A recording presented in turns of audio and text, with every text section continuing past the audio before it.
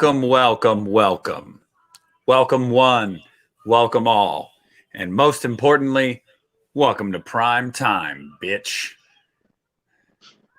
Here we go. Let's put our live commentary overlay up since we did not have one for this.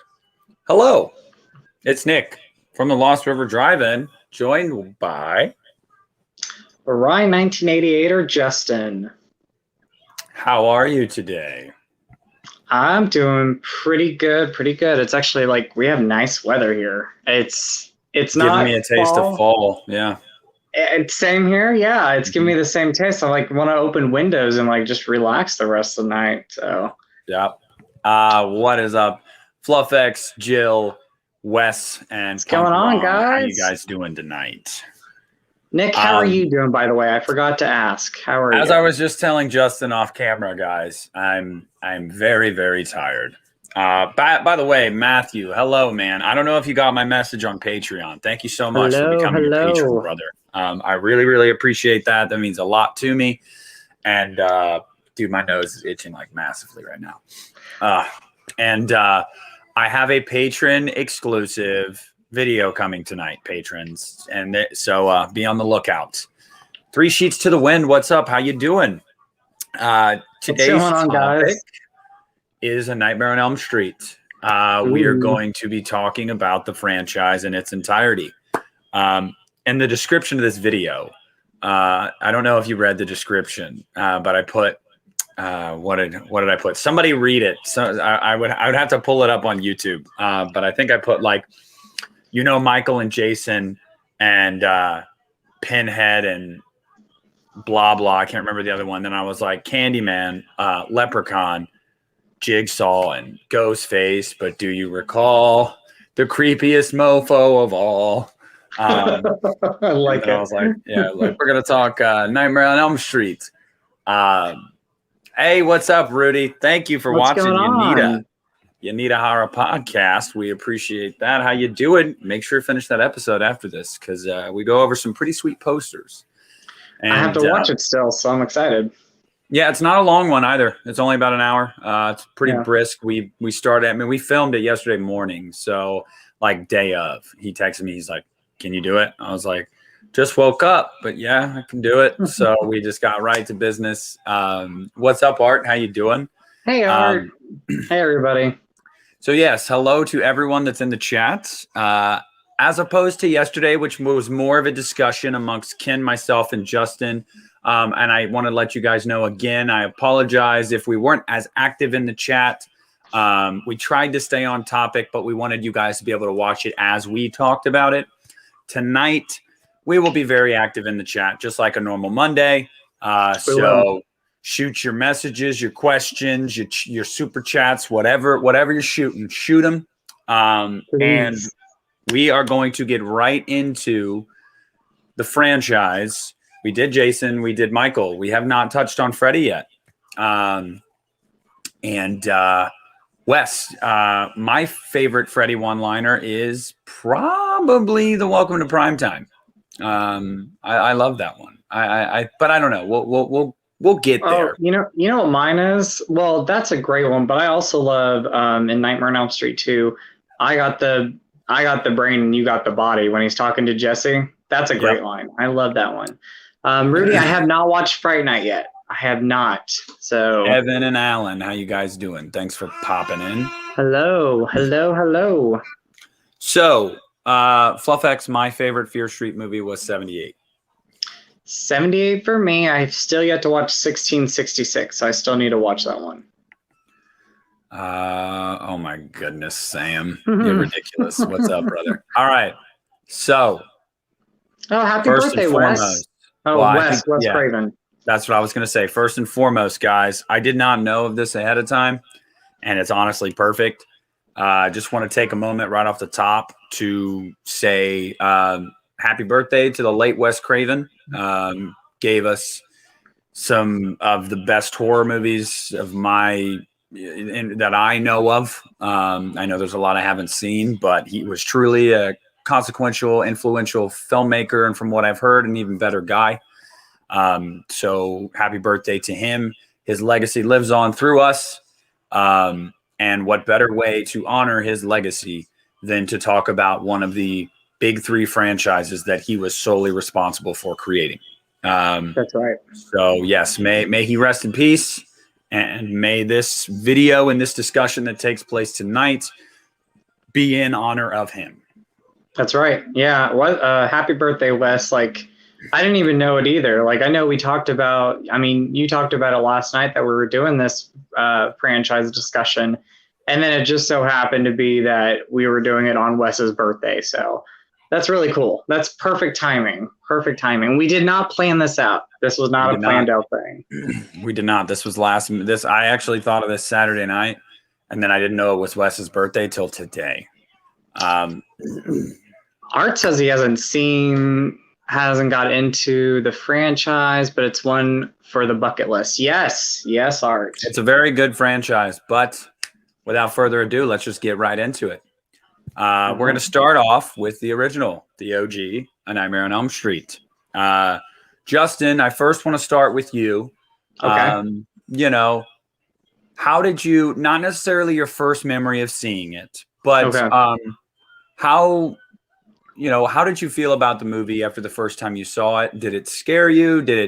Had you already seen nightmare movies before that? And then how do you feel about the movie now? Okay, so I'll just say I was 5 years old, sitting behind a couch, terrified, watching this movie. Freddy freaked me out, and so I didn't see. I fully didn't grasp it then. I was like, "What is this movie?" So I didn't see. I didn't rewatch it until I was 16. I was so terrified by Freddy, and when I watched it, I loved it. And I had known Freddy before because I had seen like bits and pieces of Freddy on TV, but he had such an impact on me as a 5-year-old that I was like, I'm not going to watch this again. So at 16, I finally sat down and rewatched it, and I loved it. Like, it was so good. Not even so good. It was just fantastic. And scared me. And still today, I love the movie. I think it's a fantastic one. Definitely one of the best horror movies we've ever had. There's still so many great things that hold up in that movie. Tina's death always gives me chills, and I think that's such a eerie kill, an eerie death, and the build up to it. The practical effects are amazing. Like, you could still sit down and watch that movie, and if you did not know how they created that stuff, like, you would always wonder, like, how did they do the bathtub scene? How did they do the scene where Freddy comes in the wall? How did they do the scene where Tina's being dragged up the room? I mean, all that stuff is really, really good. So yeah, I still love it today. It's still a scary movie in my opinion. Hey, what's up? What's up, Ryan? Yes, Never Sleep Again is great, Rudy. Yes, it is. FluffX says Nick and Justin, Scream or A Nightmare on Elm Street? You want to go first? Scream? Ooh, I love Scream. I'm going Nightmare on Elm Street. And I think that's partially biased because Scream came out in my lifetime. That was my childhood. They're both fantastic. That's not a knock on A Nightmare on Elm Street. A Nightmare on Elm Street is a classic. I need no endorsement from me. So we get to, A Nightmare on Elm Street. I don't remember when I first saw the movie or anything like that, but I remember immediately. Whereas some of the other horror icons, I had already seen movies like Leprechaun and Halloween and stuff like that, and I wasn't really afraid of those movies. This movie scared the crap out of me. And I've always told people the same thing is like, in my mind, what was going through my mind was, if I'm not safe in my dreams, I'm not safe anywhere. Right. And that really scared me as a kid, because it's like, we all love to go to sleep. Now, whether we can or not, whether we have insomnia or whatever it is, we all love to be asleep because you like to get a good night's sleep and wake up and feel refreshed. Well, to be afraid of going to sleep is not something that you want to have to feel. So that just right off the bat, like, is very, very effective. And I really think for me, that stuck with me. And I didn't watch a lot of the Nightmare movies like in succession. It wasn't like I saw Nightmare and then I was like, oh my God, I have to like watch the rest of these. No, because I was scared. So it probably was till my teen years that I checked out Freddy's Revenge and Dream Warriors and all that. So it was a gradual process for me. I honestly, you know, and I know how you guys, a lot of you, if there's a movie in your lifetime, especially when you were a kid that you saw that scared you, you know, you didn't have a true appreciation for it at that time. You almost tried to block it out of your mind because it scared you. So you don't walk away from an experience like that. Like, man, that was a fantastic movie. You don't walk away from it going like that. You walk away from it going like, screw that movie. That scared the crap out of me. I never want to watch that movie again. I need to get Freddy out of my freaking head. And that's how it felt for me. And like I said, it took till years down the line that I really just delved into the franchise. But I mean, I love A Nightmare on Elm Street. I absolutely love A Nightmare on Elm Street. I think that for me, if you're going with the first movie of the big three, it's Halloween, Nightmare, and then Friday the 13th. And all three are classics. But I just think I enjoyed Halloween more. That's why, you know, Michael Myers is my guy. Obviously, you know that. We're secretly together. But you know, this scared me. And I love it now. I appreciate it now because there's not a lot of movies that can do that for me. Nowadays, you know, modern ones that did that for me were like The Conjuring, The Autopsy of Jane Doe. But yeah, so, you know, not a ton of movies do that for me. So yeah, Nightmare on Elm Street had a really lasting impact on me. And I will always hold this, it'll always hold a special place in my heart for sure. Can I ask you a question? Because it still affects me today. Like, I know like when Tina's gonna die, but like the build up and then when you get to it, that still affects me. Does this movie, like if you're watching it, say by yourself in the dark, does it still affect you? Like, it's creepy. Yes, but there's two scenes. And it's not that they scare me, but it's almost like the PTSD of being a child and being scared comes back. It's two scenes. Yes. It's one with Freddy coming down the alley with the like extendo arms and it's all dark. Yes. And then believe it or not, it's not Tina's death. Which one is it? It's I don't know why I'm blanking on his name. Johnny Depp. Glenn's death. And I think that really got to me because, dude, he was just minding his own business. Nothing was going on. You didn't even know he was in a dream. That's one of the kills in the movie that is just so like, bam. Like his mom was just in his room. And you think, oh, he just, you know, woke up, blah, blah, blah. And then he just falls into the bed. And you're like, what? And I just such an unsuspecting, undeserving victim, in my opinion. So, yeah. I know, I agree. And you know what makes that scene creepy is the fact that you don't, like, you see him being pulled under the bed. You don't see anything going inside the bed, like Freddy killing him. And the next thing you see is like a whole bunch of blood kind of spraying out. Like, that makes that creepy. Yeah, that's a creepy death. That's a creepy one.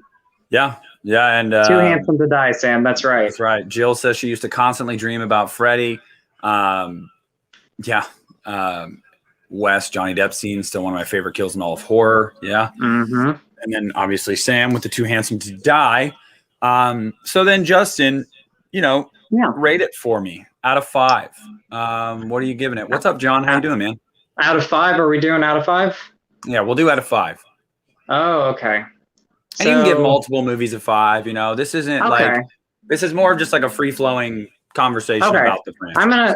I'm gonna give this one a 5. It deserves a 5 out of 5 by far. I know, like the ending, you know, with like you could clearly tell it's like a dummy being dragged into the door and everything. I know some people see that and go, "Oh, I'm gonna knock off a point." For me personally, I'm not going to do that because the memories I do have with it and how effective that movie is, and the fact that they were able to do so many great practical effects, like the Freddy hands, like. It's so awesome. So for me, it's a 5 out of 5. Okay. Nightmare on Elm Street for me is I would probably say it's a 5 out of 5. It is, it deserves to be. It's a classic, like you said, and like everybody else has said. You know, the general sentiment about this movie is, I wish they could have stuck the landing with the ending. That, I mean, that's it, and that's not just with the original too. We all know it's pretty much every movie in this franchise. The ending never seems to land the way it should. You know, so, but for me, I'm going to give it a 5. The whole Freddy car thing is weird. The blow up doll through the door is weird.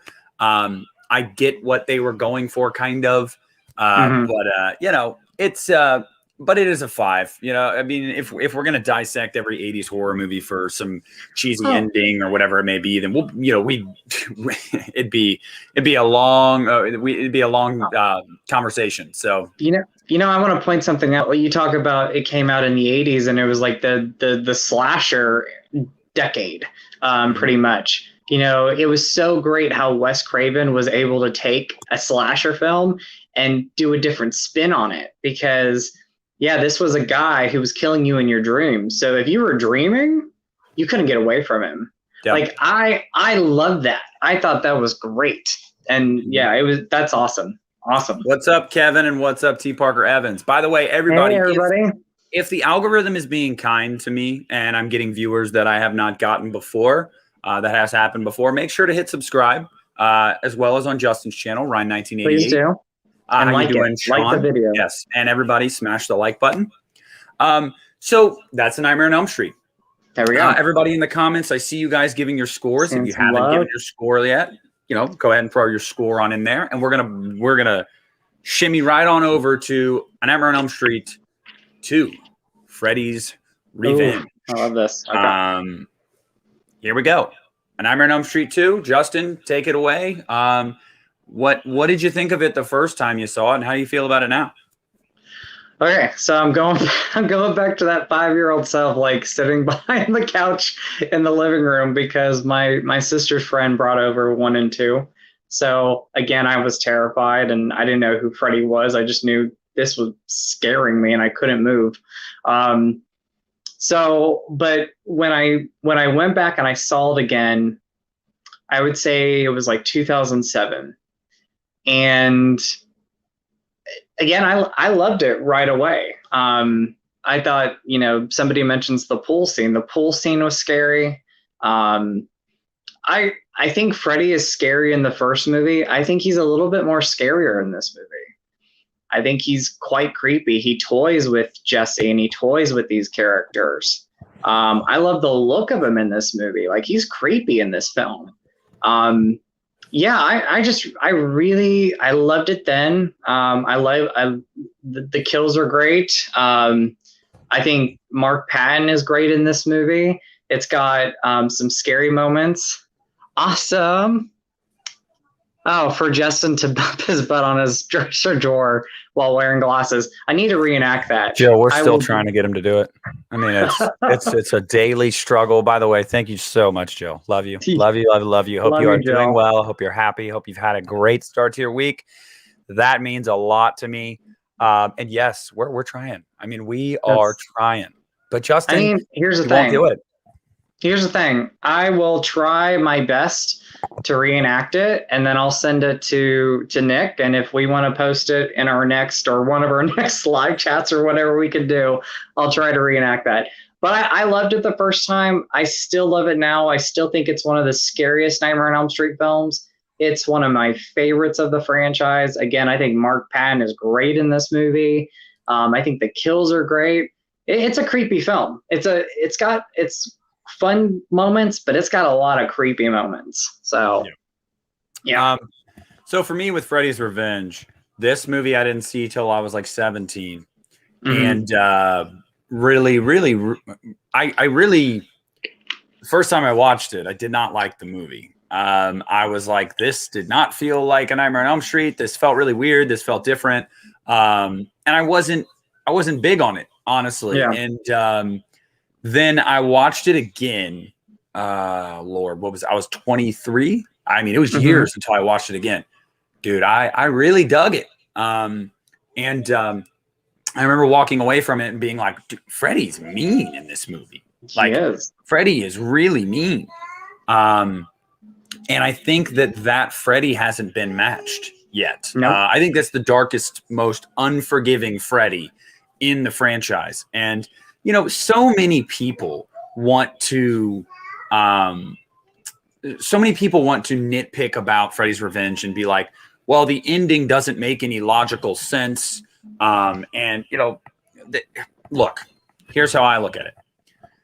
Freddy, the ending is a microcosm of the movie. The ending is the perfect ending for that type of movie because the entire time, we have a darker Freddy. We have just a ruthless Freddy, and the ending where he takes on an entire pool party is it's just gnarly. I mean, upping the ante. I see people talking about that in the chat. Art, yes, upping the ante and really just saying like, we know we're a sequel. We're probably never going to be revered as highly as the first one.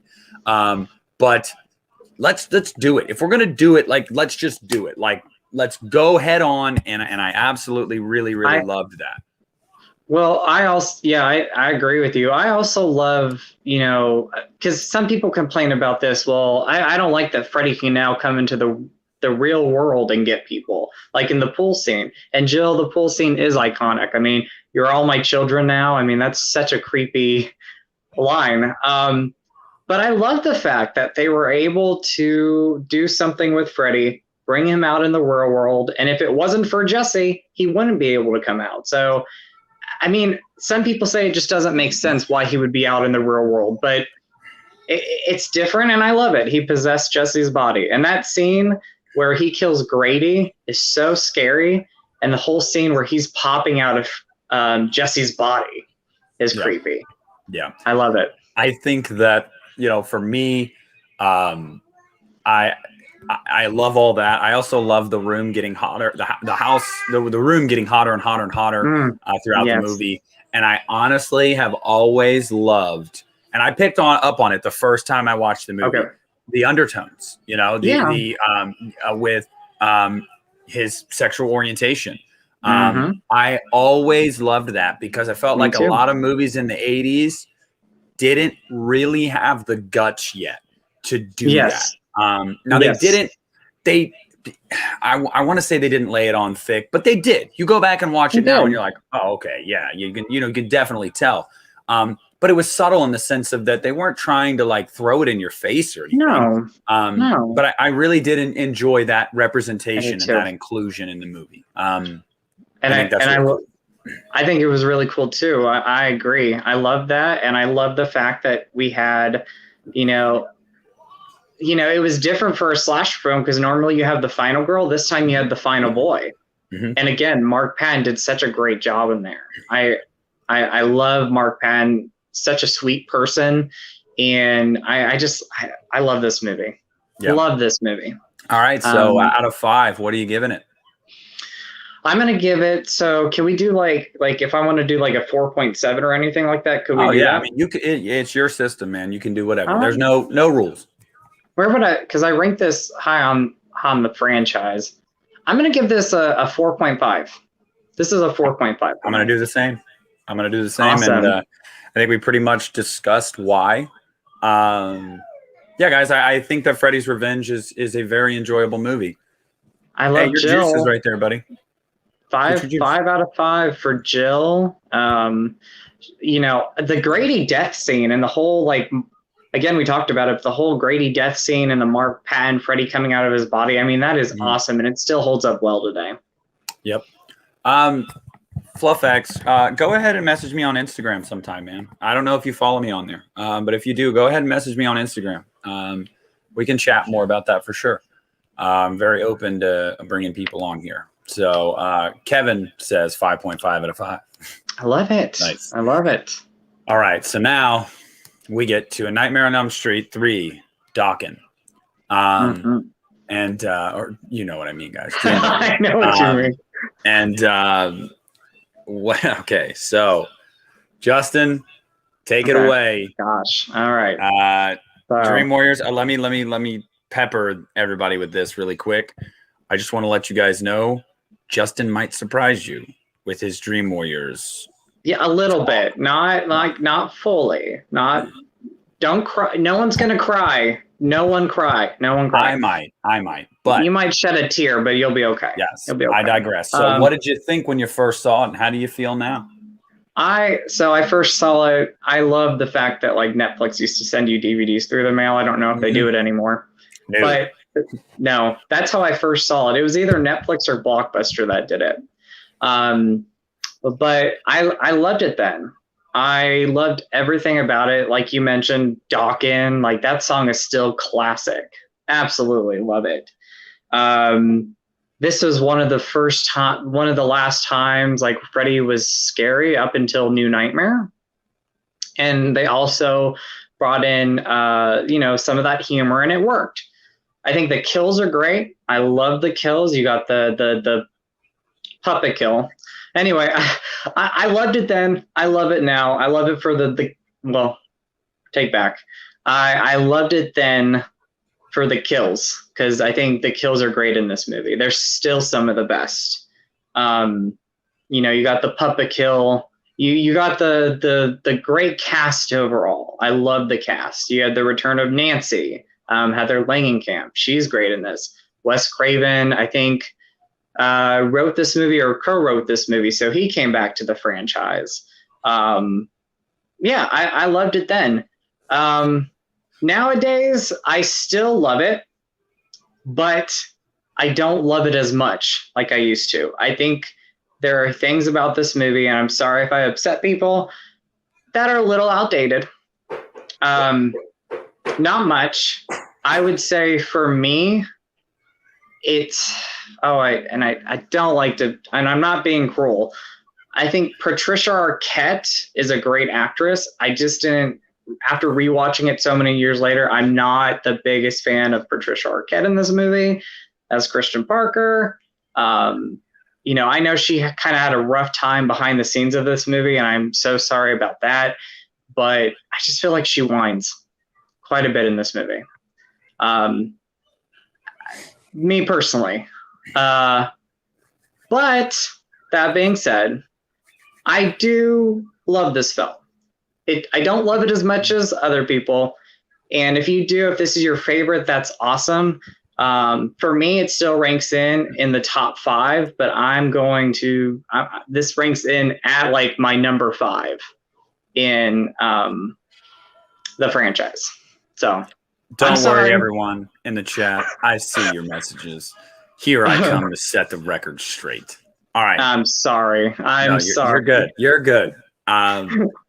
Nightmare on Elm Street 3, Dream Warriors. Dream Warrior. Okay. We're the Dream Warriors. I'm going to tell you right now, this is easily my favorite. Thank you, Jill. And, oh my God, Jill, you're making it rain on us today. But thank you. Thank you so much. I feel so pretty. But that was for you, Justin, because she agrees with you. Thank you, Jill. She's not going to agree with me. I loved this movie the first time I saw it. I thought it was so much fun. The welcome to prime time, bitch, like will never not be in my head when I think of Freddy Krueger. I loved the addition of the dream powers. I really, really did. Like I thought the movie knew what it was. And it went with it, and it ran with it. And I think it did a great job. It is, from the soundtrack to the characters to Freddy. And I will say really quick, this was the first movie where they truly made Freddy the lead. Freddy's the antagonist in 1 and 2, but he wasn't the lead that got most of the lines, that got a ton of screen time. In this film, he finally did. Now, he wasn't the hokey Freddy yet. But he was the lead. And I think he's very mean in this movie still. I mean, he's pissed. Like, he wants them dead. He's very upset that these Elm Street kids are still alive. And I don't know, man. I love the movie. It's a blast. Every time I watch it, it hasn't gone down for me whatsoever over the years. Now, I will say that, Nightmare on Elm Street is a classic. The first one's a classic. But I just cannot get past how much fun I have watching this movie. And And the thing in my mind when I think of this movie is the marionette scene. You know, controlling. Oh, yeah. I mean, I that scared me as a kid. Like, oh no, it would always make me like look at my veins in my arm and be like, ah. I know. But I'm just gonna say it. 5 out of 5 for me. It is my favorite Nightmare movie.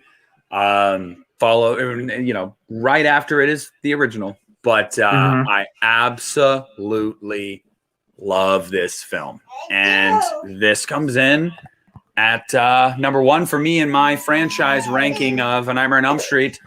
Justin, you got anything else to add? Well, I just want to say again, I do love this because I'm just like, oh my gosh, I'm going to like say something and, people are going to be like, I love you. Thank you. Look at this. It's just raining. Awesome, Alan. It's raining. Awesome. But it's got great kills. I still think this has some of the best kills in a franchise. I like the fact that Freddy is still scary in this. I mean, Kincaid's great. I see Chris talking about Kincaid. I overall love the characters in this, and you do feel bad like when they're being terrorized by Freddy. I'm gonna give it though, because like I said, I still love it, but it's went down a little bit for me.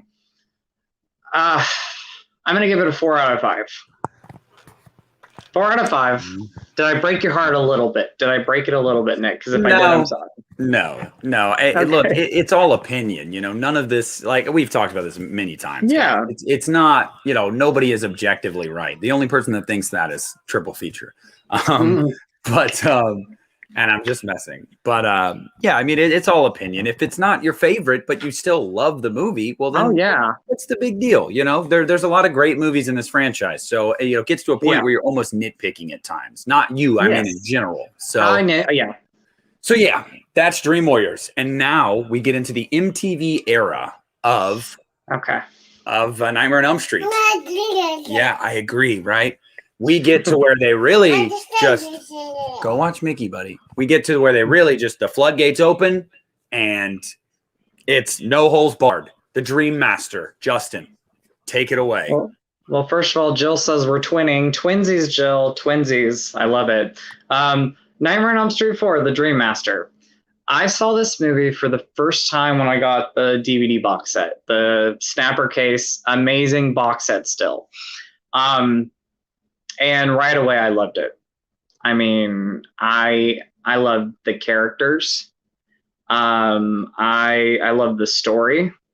Like you said, this is the MTV of Freddy Krueger. And by the way, happy 40 years to MTV, which turned 40 years yesterday. I believe it's 40 years, or 41. But yeah, I love the MTV Freddy. I love the kills. I think the kills are so much fun. I go back to the characters, and I thought the characters were very likable, and I loved them. Yeah, I think for me, when I first saw this film, I literally watched it in a summer, and I watched it like 5 times in the summer. I loved Alice as a character. Lisa Wilcox was great. I loved it. And so nowadays, I still love this movie. Like, this one still holds up for me. It's gotten higher on my list. I've always loved it, but I think I love it even more now. Again, characters, I think they're the most likable characters in the franchise, like as a whole. Like, there's not one mean character, one bad character. I love them. Again, I love the kills. The kills are just a blast in this movie. I like the fact that, they bring back Freddy in such a bizarre way, but it's fun. The music, this is one of my favorite soundtracks in a movie, and I'm not gonna lie. Every time I work out, this is one of those soundtracks I'll put on. Anything. That song, one of my favorites. Yes, Freddy was losing the scares, but I still think there was a couple moments where he was still pretty intimidating. Yeah, 5 out of 5. Well, I'm not going to give my rating yet, but I love this movie. I ramble, but I love this movie. I absolutely love it. Rudy asked to see Carl with the super chat. So hello, here's Carl. Say hi, Carl.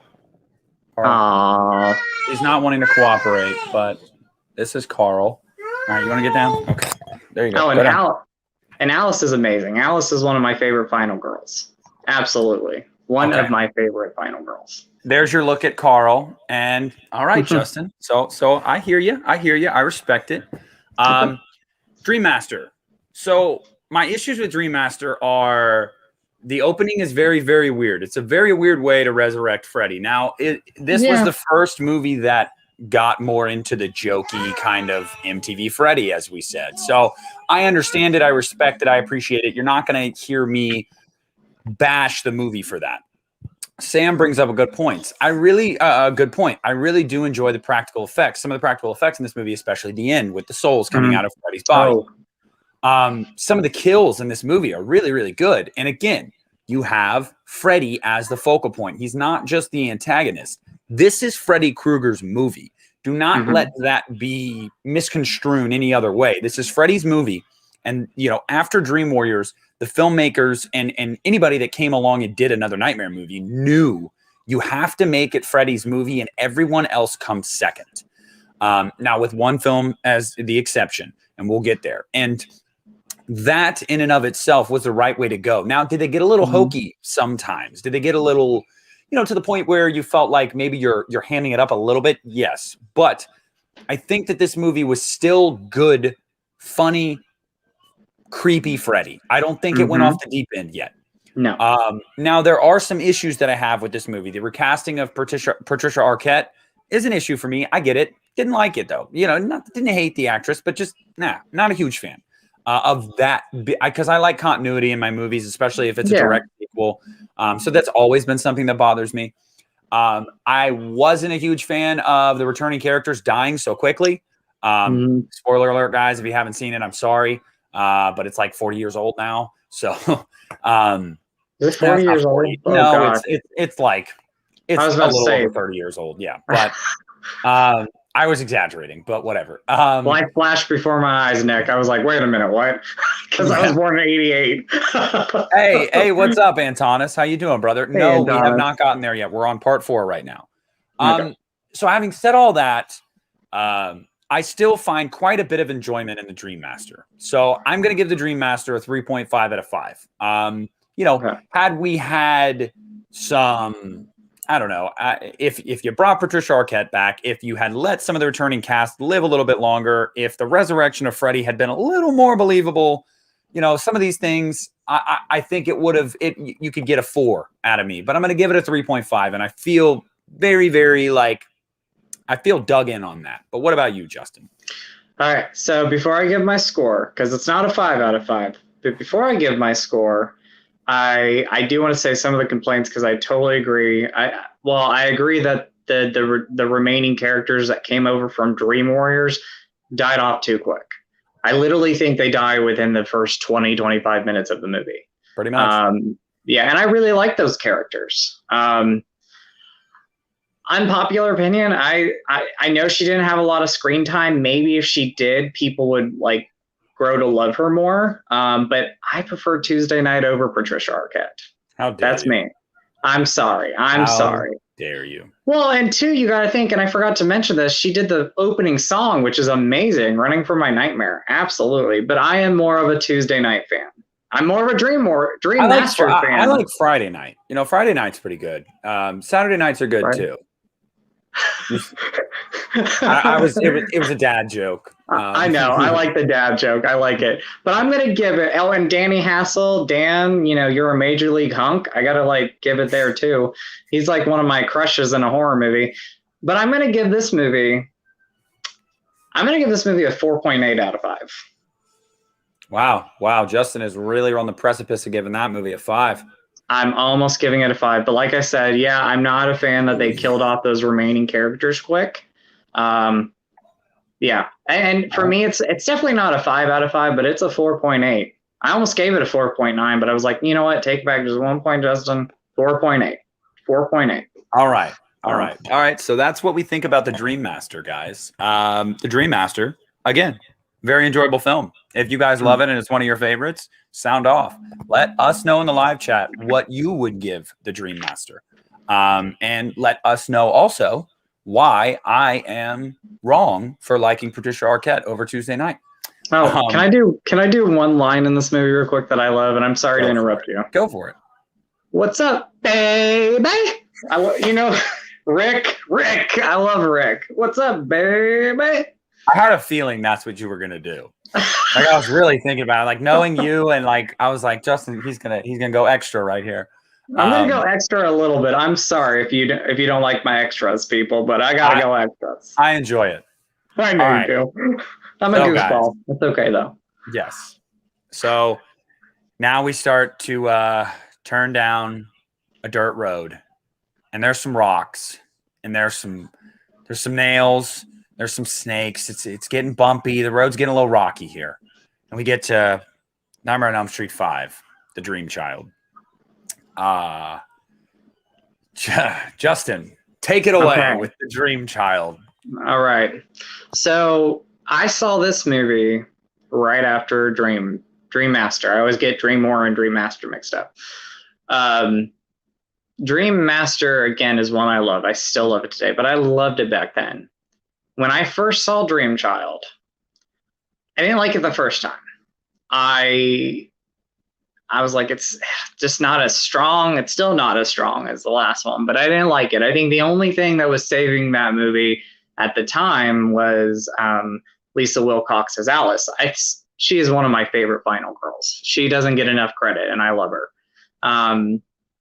It just was a letdown for me at the time compared to the previous movies. You could tell that it was slowly becoming a little bit harder to make these movies what they were in the beginning, especially with this one. That being said, I love it now. I do love it. I love it. I see problems with it, so it's not no 5 out of 5 or anything, but I do love the movie. I think it's a lot of fun. I have a great time with it. I'm never bored with this movie. It's not as strong as the previous 4 films that came before this, but I still think it's fun. I think Robert Englund's great in it. Super Freddy, I have no problem with Super Freddy. Yeah, the kills aren't as strong as some of the other kills in the previous movies, but I mean, like, Greta's death is like hokey and fun. Boona, I'm not even going to cuss on the chat, but the scene I'm talking about.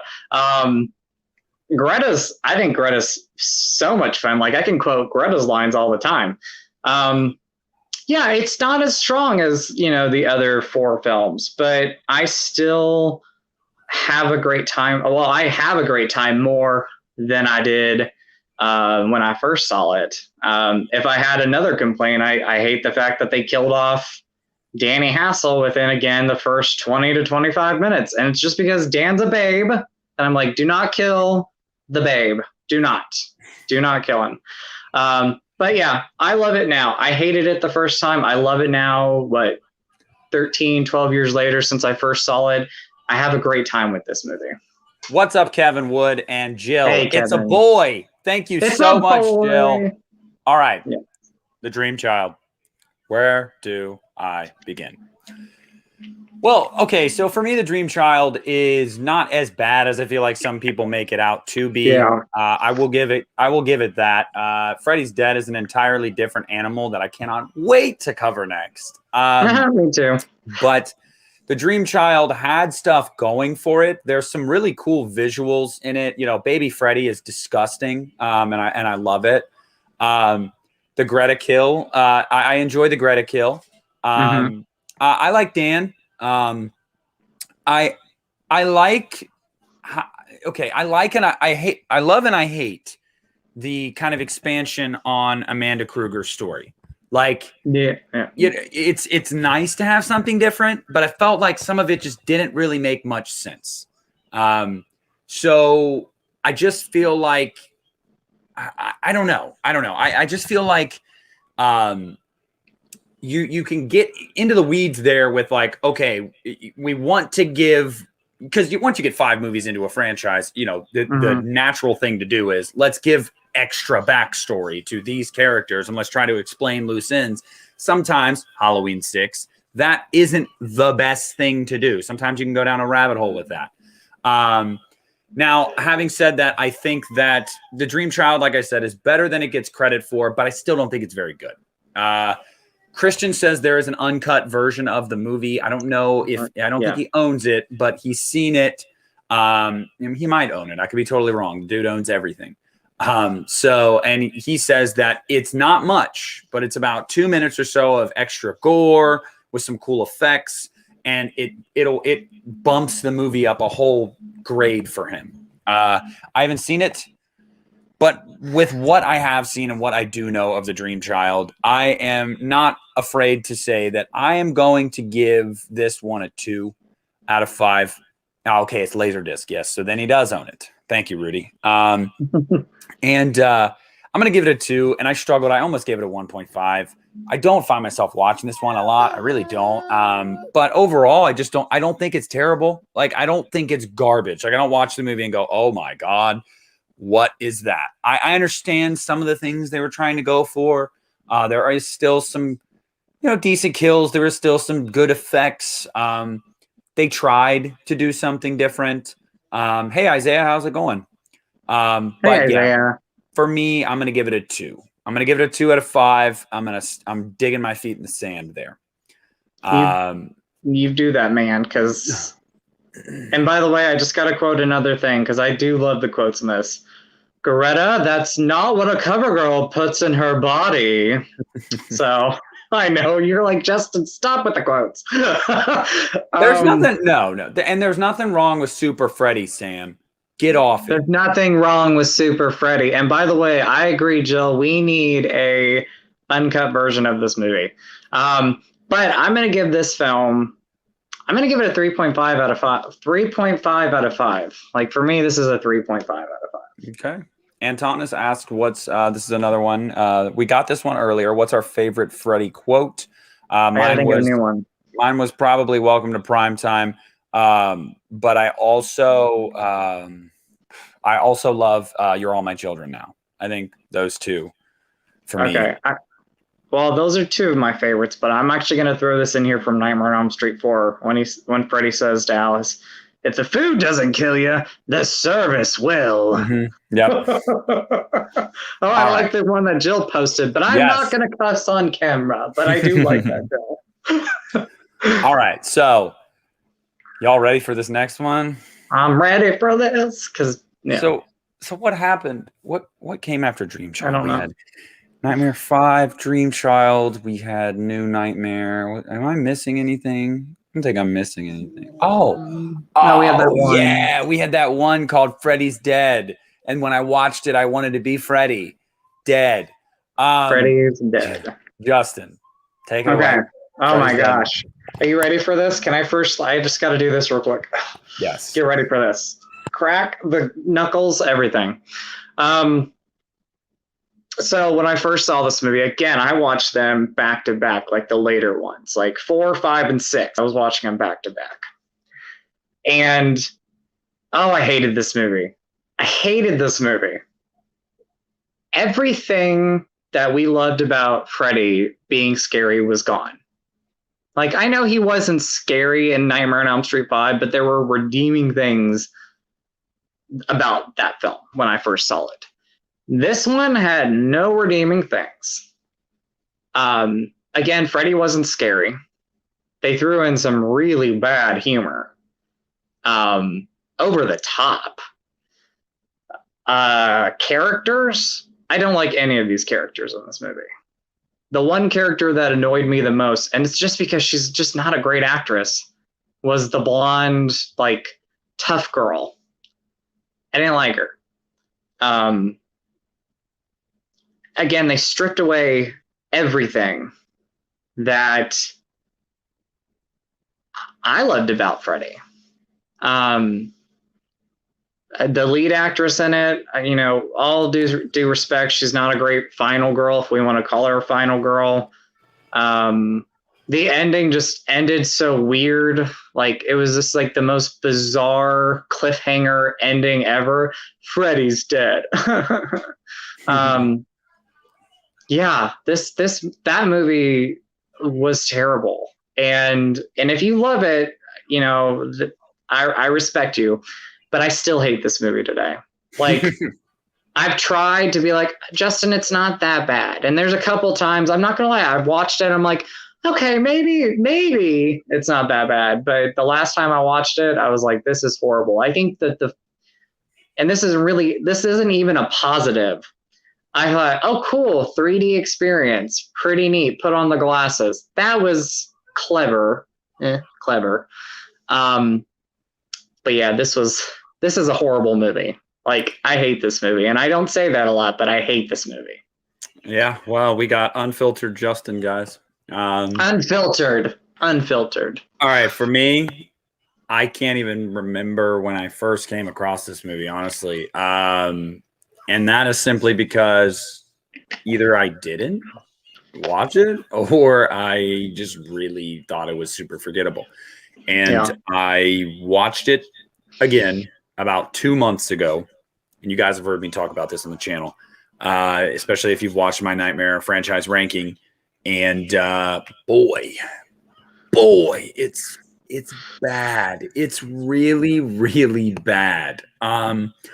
From the makeup effects of Freddy, they're some of the weakest. Oh gosh. The kills are some of the weakest, if not the weakest, in my opinion, in the series.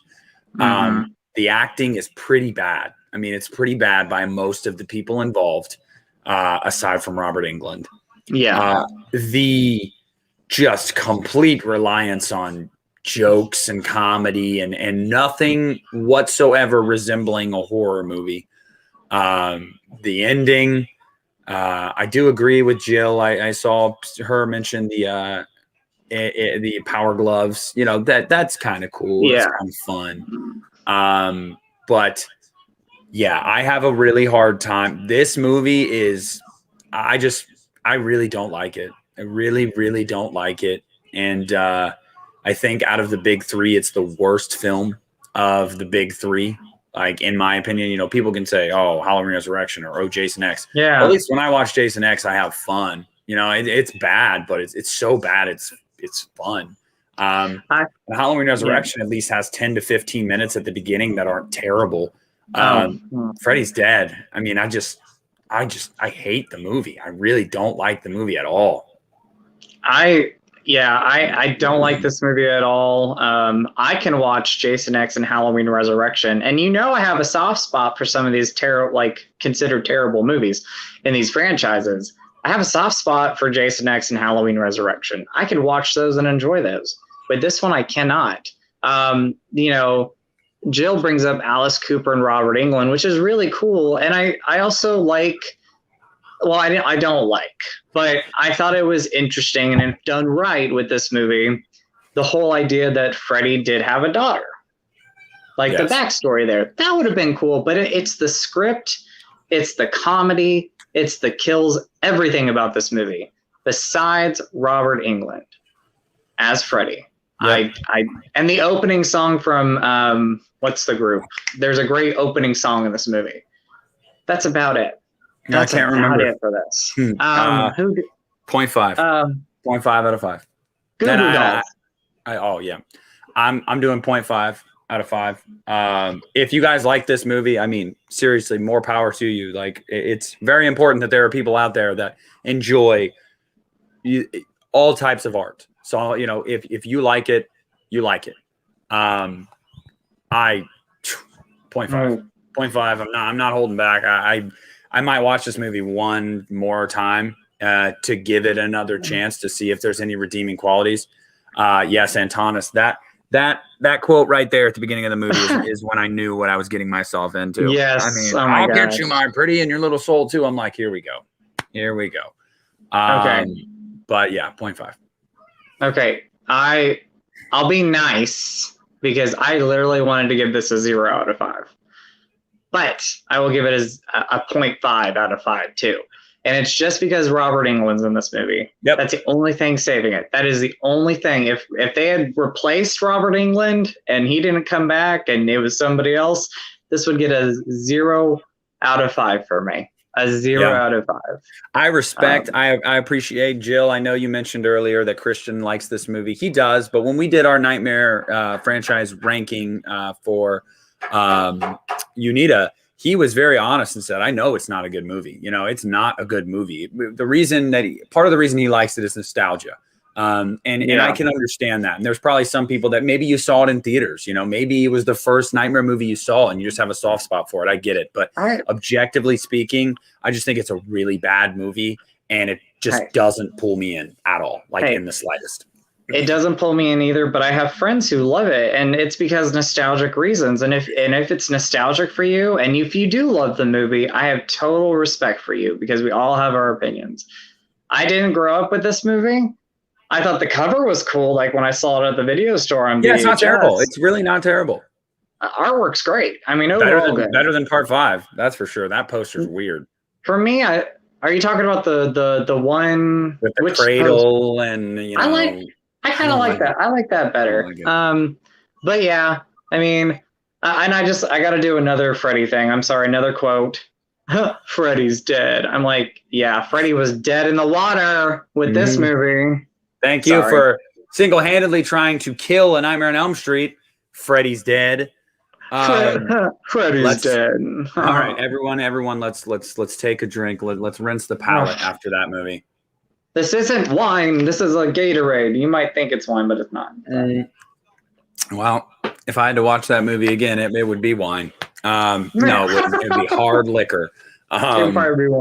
Give me a sip of some type of alcohol, and I'm like loosey-goosey. So yes. All right. So Wes Craven returns.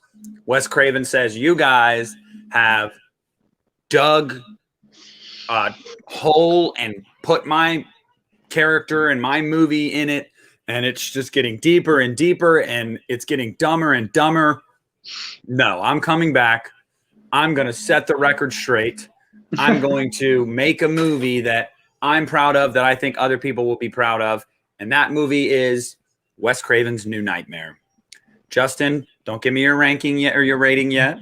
Just tell me about how you felt when you first saw it. What do you think now? Okay, so when I first saw it, I loved it, and it scared me. And I remember before I even saw the entire film, I remember a couple times, and this is when like Freddy really traumatized me. So I would see like little moments on TV, and I would have to turn it off because it scared me. So I think I saw the first movie as a whole when I got the box set, and yeah, I loved it. I loved it.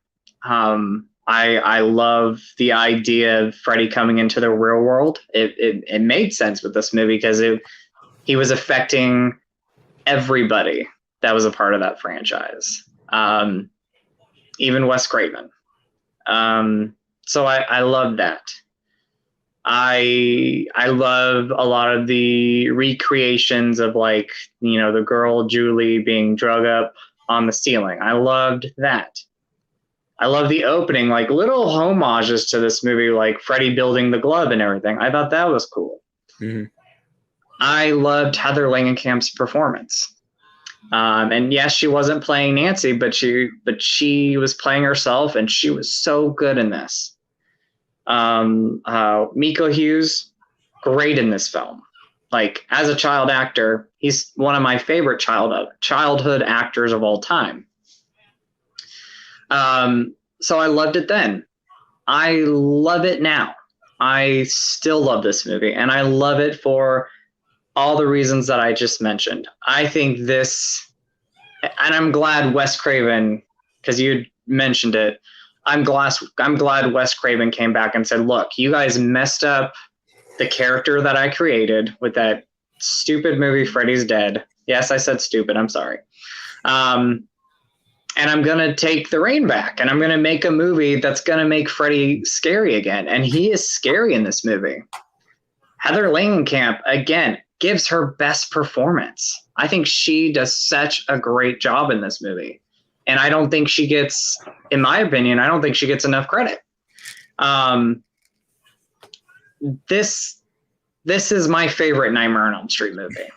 Oh, he just went right into it. I didn't know he was going to say that right now, guys. I thought he was going to wait till his rating, but he went right into it. This is my favorite Nightmare on Elm Street movie. I love this movie. Now, when I first saw it, I would have said it's one of my favorites, but I would have still said the original was my favorite. The original film is very close up there with the first film. It's my second favorite, but this is my favorite one. This is like not only just the best of the Elm Street franchise, this is one of the best kind of revivals or kind of rebirths of a franchise. Because if you know my feelings about Halloween 2018, even though I like that movie, I don't love it. This is like, for me, New Nightmare, this is what Halloween 2018 need to be. I love this movie. Okay. Love it, love it, love it. I'm sorry, I'm getting a little passionate with this, but I do. I love it, and I ramble, and I'm sorry. No, I appreciate it. I respect it. I want you to speak your truth. You know, I want you to, I don't know, just be honest about how you feel. Yeah. So let me get into it. Okay. New Nightmare. I do remember seeing this movie when I was a child, and I remember the earthquake scene.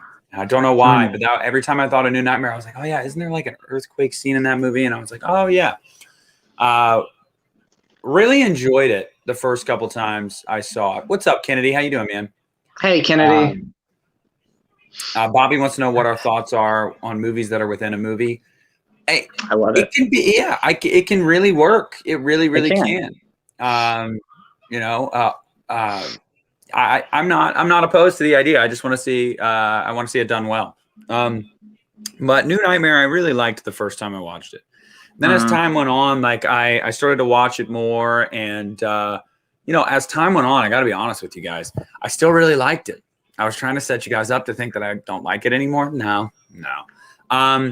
So for me, and Jill said this, and I've talked about this. This is how I've always explained it. And Sam said earlier, oh, you know, Wes Craven said, I'll show them. I'll make the most boring nightmare movie ever. Ha ha ha ha ha. Look, this was a reset, and it was a much needed reset. What were we going to do? Were we going to make a sequel to Freddy's Dead? No, it's not going to happen. And it didn't need to happen. Wes Craven basically said, I'm going to reintroduce my monster to the world. How do you do that? Well, you shroud your monster in secrecy for most of the movie. You give hints that the monster is there. It's not like there's nothing happening. You know, there are things happening where you know that the demon, or, you know, Freddy, whatever you want to call him, is coming. You know it's coming. It's not like you're like, there's not going to be Freddy in this. And then once you get him, man, his look in this movie, he looks like a demon. He looks like the devil. Love the makeup in this movie. Really loved Heather in this movie. I thought she gave a great performance. I really love Miko Hughes, like you said. I thought he did. I thought he did really well in this movie, and I also loved him in Pet Sematary. And you know, I think that the taking this franchise back to, let's be serious, let's be scary, let's be a monster movie, was the right way to go. And for better or for worse, if you wanted to see a continuation of the, you know, the 1 through 6 storylines or whatever, I can understand. I was burnt out after Freddy's Dead, and I welcomed this movie. What's up, Percy? How you doing? Yes, hey, Percy. Nancy. You know, I loved Heather's performance in this film, and I really, really enjoy the movie. I think this is my third in the franchise in my ranking. I think it comes in at number 3. I just think that it is truly a very well made, very well acted, very well put together, genuinely creepy. You don't get to a 7th movie in a franchise and have them most of the time be creepy. You know, wow, this is kind of creepy. This movie is. And for that, I love it for that. So, let's get right into our ratings. Justin, what are you doing? All right. well, cut this evil out of him. I'm going to give this a 5 out of 5. What? There we go. There's your And 5. by the way, somebody, I give the first one a 5 too, but I give this one, if I can give this one a 5.1, I'd give it a 5.1, but I'm going 5 out of 5 because, I'm just going to do a 5 out of 5. And somebody mentioned if this poster was signed. It's not signed, but that's an original poster right there. So thank you to my buddy Brian for getting me that. All right. I am going to go ahead and give it a 4.5. I'm going to give it a 4.5 out of 5. I do think that when compared to Dream Warriors and the original film, it is not as good. All right, FluffX, thanks for being in here. Thank you so much for putting up with us. We appreciate that. Thank you for putting up with my quotes because I'm on a ball with this one. Like I was like, hey, we're talking Nightmare on Elm Street. I got stuff to say. Man. And I do think that the first one and the third one are a little bit better. I don't want to take anything away from those two films, so I'll give this a 4.5. But like I said, I love this movie. So real quick, I'm sorry, I got to do another quote. I'm sorry, Nick. Nick's like, Justin, never again. I don't mind. Go for it. I love the line in this movie, the nurse in the film, where she says to Nancy, "You have shown your child Freddy Krueger, haven't you?" She's like, Freddy's like Santa Claus or King Kong. I love that. I love that. And the nurse, she just gets so mad at Nancy. She's like, "You have shown your child Freddy Krueger, haven't you?" Oh, we also have to talk about the recreation of the Tina kill, but actually getting to see it this time. Gosh, it was amazing. It was fantastic. And I love Julie. Like, I hated when Julie died. Like, and poor Dylan is watching all this. I'm like, gosh. Yep. Have you ever, hey, Justin, played Skin Cat? Oh, and I was going to say that too. That's one of my favorite lines. Hey, Dylan, have you ever played Skin a Cat? Okay. New nightmare. All right. So I didn't tell you guys this right off the top, but I'll let you know this now. We are including Freddy versus Jason in this discussion because it is more of a nightmare movie than a Friday movie. So Freddy versus Jason, Justin, go for it. Let me hear it. Well, I got to mention Jill. Yes, she was the mom in the Scream TV series, but she was also in a Paul Davis commercial.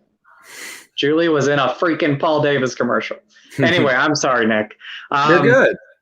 Freddy versus Jason. The first time I saw it, so this was around the time where I was still like scared of Freddy. This was like 2003, I think. But with Freddy versus Jason, I had seen the trailer during a preview of one of the movies I saw in theaters. So I was actually really looking forward to seeing this movie. And so when I finally saw it, I loved it. I thought the kills were great.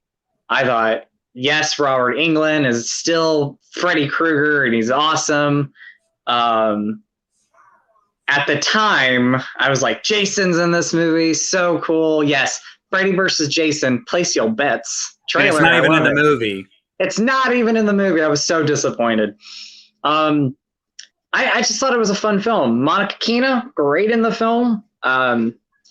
The cast was very much 2000s, and I thought, yeah, it's a fun time.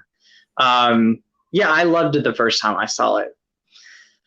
Now, when I watch this movie, I don't love it. I think it's a film that I think this is something we talked about previously in a video. Or a question was brought up, what are some movies that have went down in quality? I think this one does. I think it does go down in quality. Again, I don't love it now. There's definitely some quotes in this movie where I'm like, oh, why'd they throw that quote in there? But I still have a fun time with it. Kelly Rowland. Yeah. And you know what? And I love watching the interviews because they were like, the writers were like, we did not put that line in there. That was the studio that wanted to throw that line in there. Because you got to be hip with the kids, Justin. You got to be hip with the kids. The kids, what are they trending? What are they doing? What's the cool kids up to? But yeah, it's like Jill said. I was Team You Freddy what? as well. I was Team Freddy. It's Jill says it's ridiculous and super cheesy. Yeah, it's fun though. My other flaw with this movie, and you can clearly tell, especially when I watch it now, that was not Kane Hodder as Jason. Jason in this movie, and there's no disrespect to the actor who played him or the stuntman, you can tell it is not Kane Hodder. They tried to, and I hate when you watch his Kane Hodder documentary, it's really sad how they pretty much just were like, we're not going to use him. Jason's, this is not one of my favorite Jasons. No.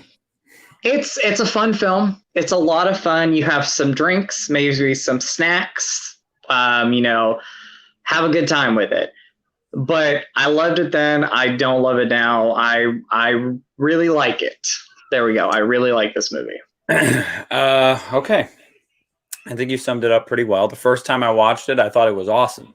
I mean, and I think a lot of people felt that way because you waited so long to see some of these heavyweights fight it out.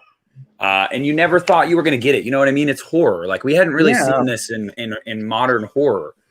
So we didn't think, and lots of rights issues and everything like that. You never thought this was actually going to probably happen.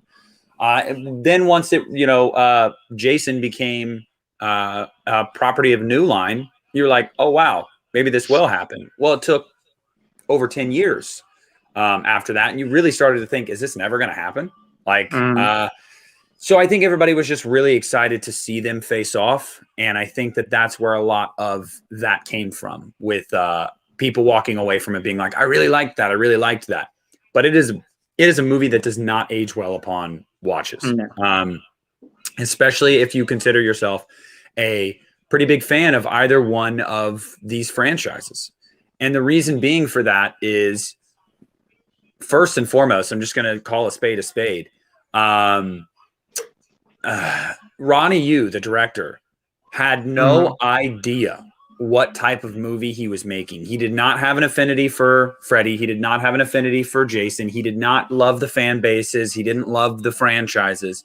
He loved the idea of because the studio was like, let's get an up and coming guy that we like. We'll throw a bunch of money at him and he'll do it. And that's what they did. If you're going to pit these two against each other, you better get somebody that knows their Freddy and their Jason damn well. Because as you already said, the Jason in this film is subpar for sure. The idea of Jason turning into a kid with the water, and it's like, look, I get it. Logically, it would make sense that he'd be afraid of water because you drown. However, every other film in the franchise, he is in water and he's not afraid of it at all. So we had already established that Jason is not going to pee his pants over water. So why is this even a plot point? Freddy, I do love how Freddy's basically like, I'm going to let Jason kill a bunch of people. And so they think it's me and it brings me back. I do like that. But man, Kelly Rowland, awful in this movie. Just can't stand her. And it's not that her acting is terrible. I just don't like her character. I think her character sucks. And especially with her conversation with Freddy, it's just so cringy and I don't like it. And you got Demon Slug Freddy with the dude that's smoking pot, and you're like, what the hell is happening? You have to, she's given Jason CPR, mouth to mouth, which is really gross and weird. There's just a lot about them. And then the overuse of an insane amount of blood.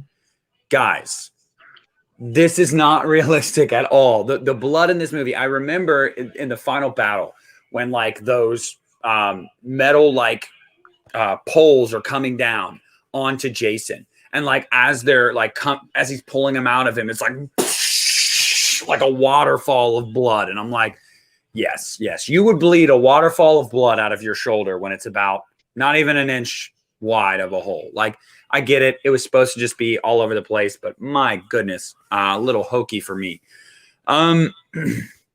But I just think that it just feels it feels incomplete because there's not a winner, first of all. Yeah. And second, it just doesn't feel like a Friday or a Nightmare movie, really. It just doesn't have it. It feels like what it was, a big cash grab. And I can have fun with it. Don't get me wrong. I can watch it and be like, wow, this is fun. This is fun. Like there's some cool kills in this. There's some, some fun moments.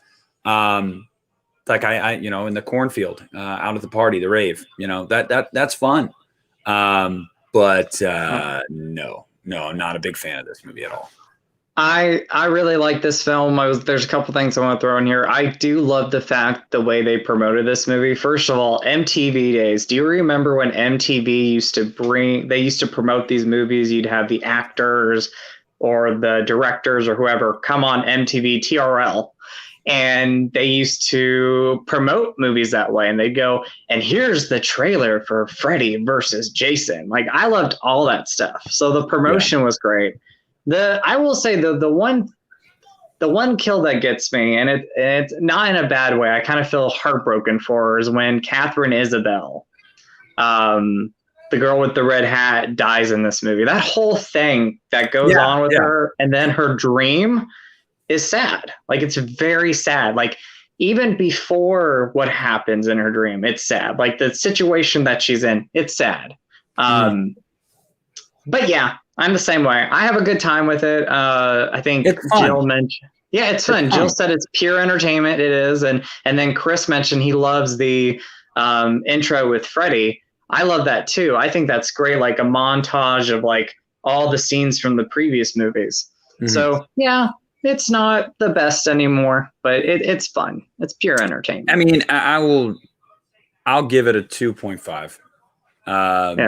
I'll give it a 2.5 out of 5. I really just think it is pretty middle of the road. It's very fun. It's very fun, but it gets a lot of other things wrong. But it's so fun and enjoyable at times that I'll give it right smack dab in the middle, 2.5.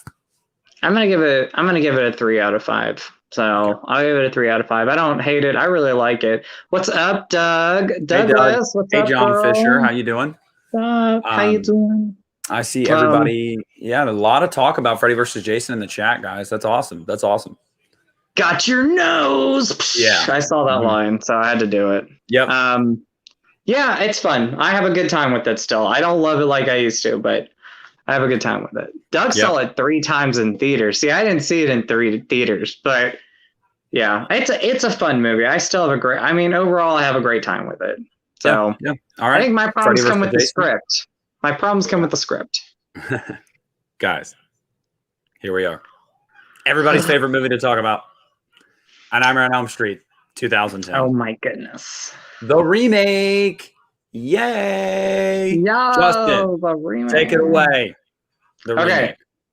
You ready for this? Okay, I got to do my stretches again. I got to dance a little bit. Got to do this. Okay, yeah. I'm ready. I'm ready to go. Okay. Rocky. All right, here we go. Rocky. I love Rocky. So Nightmare on Elm Street, the remake. When I saw the trailer for this movie, I was like, I'm not going to like this movie. I didn't care for the trailer too much. But of course, I had to go see this in theaters. So I remember this. It was Friday when it came out. I saw it during the day. I think I still have my movie ticket.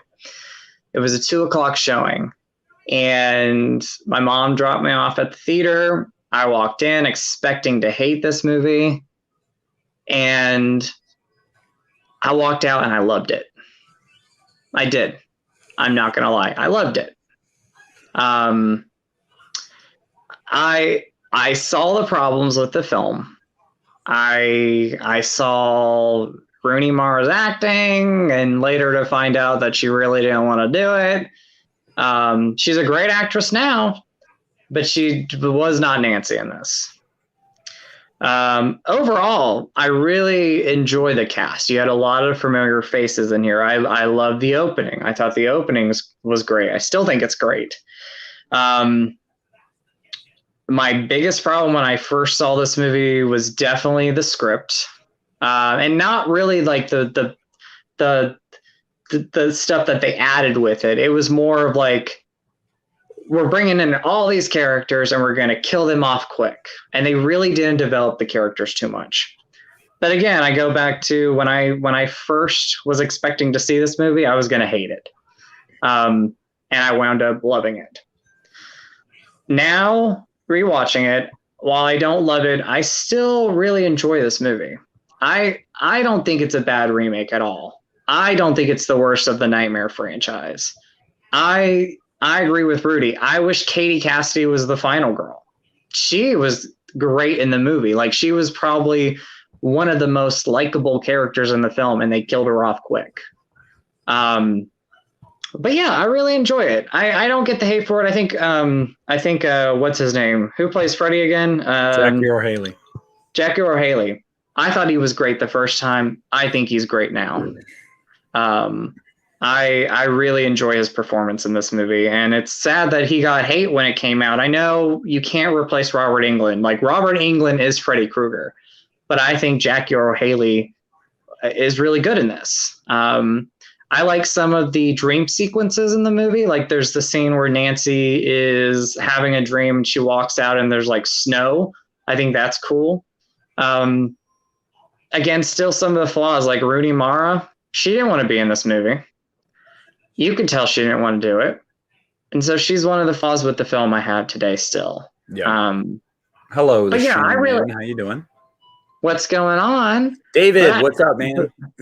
But I really enjoy this movie. I really enjoy this movie. I loved it the first time. I really enjoy it now.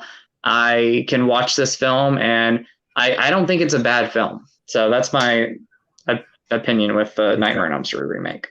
Nightmare on Elm Street remake, guys. First of all, again, I see some new names in here that I don't normally see. Go ahead and hit subscribe if you haven't already. Would appreciate it. Drop a like on the stream for us. Please like this. And by the way, I don't think I said hey to you earlier, Chris. What's up, Chris? I've noticed you in here. How you doing, buddy? Chris is an awesome guy. Awesome guy. Nightmare on Elm Street remake. Let's see. I saw this movie in theaters opening weekend, and I loved it. I really, really did. And then I really was confused by the reception it was getting online. And I was like, wow, people didn't like it. I thought it was cool. Time went on, and Bobby, by the way, really quick, yes, we will do that next week. We're going to announce that right now. We're going to cover the Child's Play franchise next Monday on Haddonfield High Alumni. Sound good to you, Justin? Sounds great with me. Child's Play. That's going to be another franchise we can talk about. So now, hey, thanks, Alan. That's awesome. That's awesome. Hello, Alexis. We hope that you enjoy listening to us two nerds talk. And then it came out on home video, and I started watching it, and I noticed some problems. And time went on, and you had Rooney Mara come out and say what she said about Nightmare and about the character of Nancy and about playing that role. And you know, I just started to really notice some things that I may have put, in the back of my mind when I first watched it. We don't get a lot of character development with some of these characters, and that's a sin. You know, I really want to know some more about some of these characters. I don't like Rooney Mara in the movie because she sleepwalks through the entire thing, and that's no pun intended. You can tell she didn't want to do the movie. She probably did it for a paycheck. She probably did it because the studio was like, hey, you'll be the new Nancy. Oh man, this could really do things for your career. I don't think she's a bad actress. She did not do a good job in this movie, period. I mean, she just didn't. Jackie Earle Haley was fine. He was absolutely fine. I thought he did a really, really good job. He has some great lines in this movie with the dogs. It's like, I was just petting it. Or why are you screaming? I haven't even cut you yet. Oh, yeah. Or the great one that we've already talked about before with the brain stays alive for 7 minutes after the heart stops. We still got 6 more minutes to play. There's some great lines in it. And Jackie does a really good job. The problem is the CGI rather than a practical look for his face is really bad. It's really bad. There's just no way around it. He looked like a deformed cat. He did not look like a burn victim. They should have gone practical effects. They had the budget for it, and they went with CGI. And I just think it's an eyesore. It really, really is an eyesore with the CGI, and I don't know why they did that. The ending, again, actually, no, I'll say the ending is actually pretty good. It's one of the better Nightmare endings, I think. Yeah, me too. Don't worry, Antonis. I'm not done yet. Don't worry. Don't hold your horses. Hold your horses, Antonis. I love Kyle Gallner in this movie as Lord. What's his character? Oh yes. What was his name? Yes, I love him as an actor. Quentin. I think he's Quentin. super. Yeah, Glenn. I loved Quentin in this movie. Quentin, yeah. I enjoyed Jackie Earle Haley. I enjoyed some of the kills. I enjoyed the ending. Yeah, buddy. And overall, I don't think it's nearly as bad as some people make it out to be. No. I think part of the reason that people say what they say about it is because it's almost sacrilegious because it wasn't Robert Englund. I get that. It's not my favorite Nightmare movie. No. It's not even in my top 3. No. I actually, and Jill, what you just mentioned about the storyline that they try to change it up with him being a child predator instead of a child murderer. At first, you wonder, holy crap, did they kill an innocent man? Like, is the remake going to throw us for a loop? And then they just, just kidding. And I thought that was bad. If you're going to set that up, at least just go for it. Just go for it. If you were going to set it up and you're going to try to say, is Freddy Krueger innocent? You just go for it at that point. Because you're already changing the mythology anyway. So just go for it. If people don't like it, people don't like it. That's fine. But go for it if you're going to do that. They didn't go for it. They threw the idea out there. And then they were like, nah, we're just kidding with you 30 minutes later. And, that storyline in that twist or potential twist gave me one of my favorite moments in the movie when Quentin goes to his dad's office and he's like, you killed an innocent man. And he's like, you don't understand. And Quentin's like, we were 5. We would have said anything. We had no idea what we were talking about. That's a pretty well acted scene. Yeah. And it carries some levity because you're like, holy crap. What if they were lying? What if, that was such a missed opportunity. You should have just gone for it. But I digress. All that said, I like the movie. It's never, ever, ever going to be, a great movie to me. It's never going to be a movie that I'm like, I love this movie. I'll defend it till the day I die. No, but I'm not going to stand here and let the movie take some of the stuff it gets. It is not an abomination. It is not a travesty. It is. No. There are some good performances in it. There are some good kills in it. There is some good plot points. They're not all fleshed out. Yes, but there was potential there. There really was. So I think more or less what people should say about it is it was disappointing. It's not awful. Come on. I don't agree with that. There's some remakes that are awful, and I really don't think this is one of them. You want to see a remake that's awful, go watch Cabin Fever's remake, and you tell me. Tell me that this is on the same level as Cabin Fever's remake, because if you tell me that, you are lying to yourself and to everybody else. I get a little fired up when I talk about it because it's not a terrible movie, and I don't like to hear that it is. And Jill gave us a list of some terrible remakes: Cabin Fever, The Fog, Psycho, Poltergeist. Psycho isn't terrible, but it's definitely worse than this one. But yeah, Poltergeist remake, terrible. The Fog remake, terrible. Come on, guys. I feel like this is not the original. I think. Yeah. Sorry. I'm done. I like how you get fired up. I love that though. So keep going, buddy, because I'm the same way. I don't think this movie is terrible at all. I think when the movie came out, and if you honestly dislike the movie, that's fine. But I know there are people out there who probably saw the movie and they were like, it's good. But then the general audience was like, this movie's crap. And they were like, this movie's crap. I don't like this movie. That's what I felt when it first came out. And like you said, Cabin Fever remake, I didn't even finish that. I hated that movie. We can talk about that at some other time, but we already did. But I hated that movie. Well, T. Parker both Evans of- asked us really quick, how would you rank the remakes of the big three? I'm going Halloween, Nightmare, Friday the 13th, but sometimes I want to go Nightmare, Halloween, Friday the 13th. Sometimes I want to do that. Friday the 13th remake is my least favorite. I'm going. Go ahead. I'm gonna go Halloween. Oh gosh, Nick's gonna be like, Justin, I'm done with you after this. Friday the 13th, and I'm going Nightmare on Elm Street. Now that does go back and forth though, Friday and Nightmare. So don't get me wrong, that does go back and forth. Yeah, I can respect it. I mean, like I said, guys, it's all opinion. You know, nobody's right or wrong. So yeah. But I was gonna say I wish they would have kept the fact that he was supposed to be innocent. Like that would have been great if that would have been like a twist there. But of course they didn't do that. They did not. Yeah, and they didn't do that obviously because they were afraid. They were afraid to change up the lore too much, and that's why I have an issue because.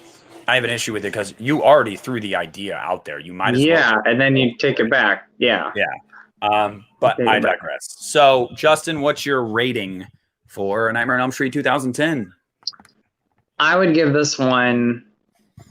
I'm going to give it a 3.8 out of 5. I'm going a 3. I'm going a 3 out of 5. And a 3 out of 5 for me is just above average. But I like the movie. I just do. I can't help it. I like the movie. It's not Robert Englund. It's not the original. It's not a classic. It's not a movie I love, and it's not a movie that it's a very flawed movie. But I think that it is more than watchable, and I think that there are some, I think there are some redeeming qualities, and I think that you can watch the movie and you can have a good time. Now. Give me some more practical effects. Give me a different Nancy, and go just full on with the idea that you had of him maybe being innocent. And this could be a movie that I could have seen being like 4.5. But, they dropped the ball there, and it is what it is. I mean, I'm not gonna lie. Every once in a while, I like to put the movie on and not even watch it. I just like to listen to it and dance around the bedroom. The movie room. I just go, yeah. I will tell you one thing. I love the score in this movie. I love the score in this movie. I really do. And no, Antonis, I know you love this movie, buddy. And more power to you. More power to you. Don't ever, ever, ever be afraid to be honest about movies or things that you love. Guys, Justin and I love Rob Zombie's Halloween too.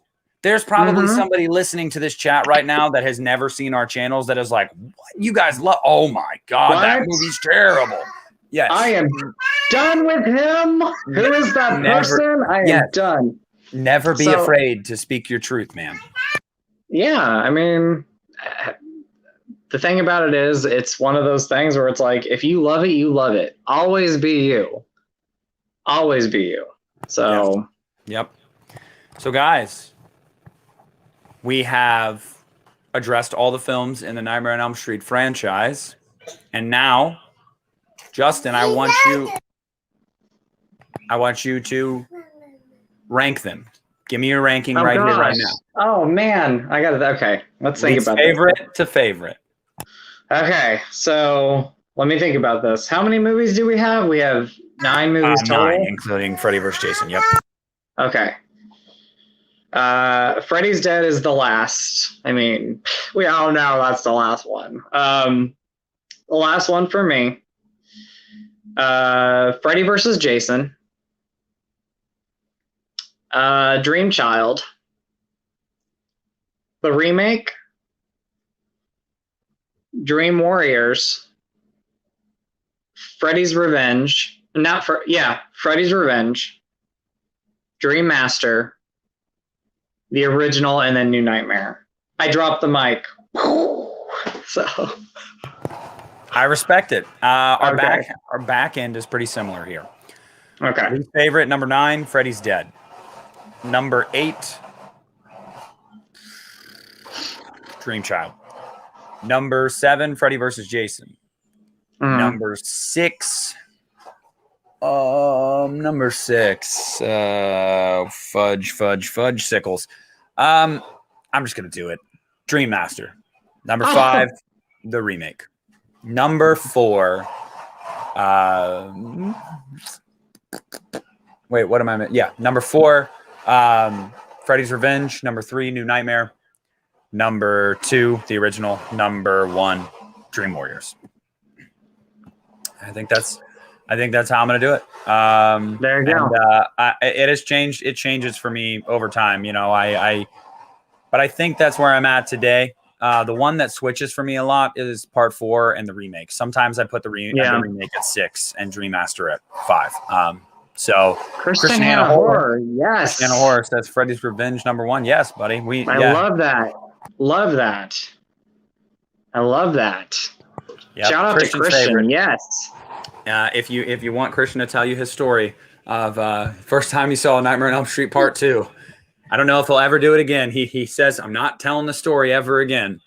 It's a good story, but he's told it a lot, so he gets burnt out on telling it. But yeah, I can tell you guys Christian's story if you want to know.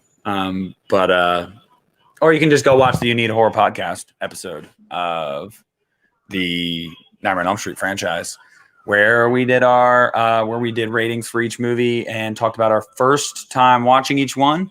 And that's where you can hear Christian's story if you want to do that. So go ahead and hear it from the man himself if you haven't seen that yet.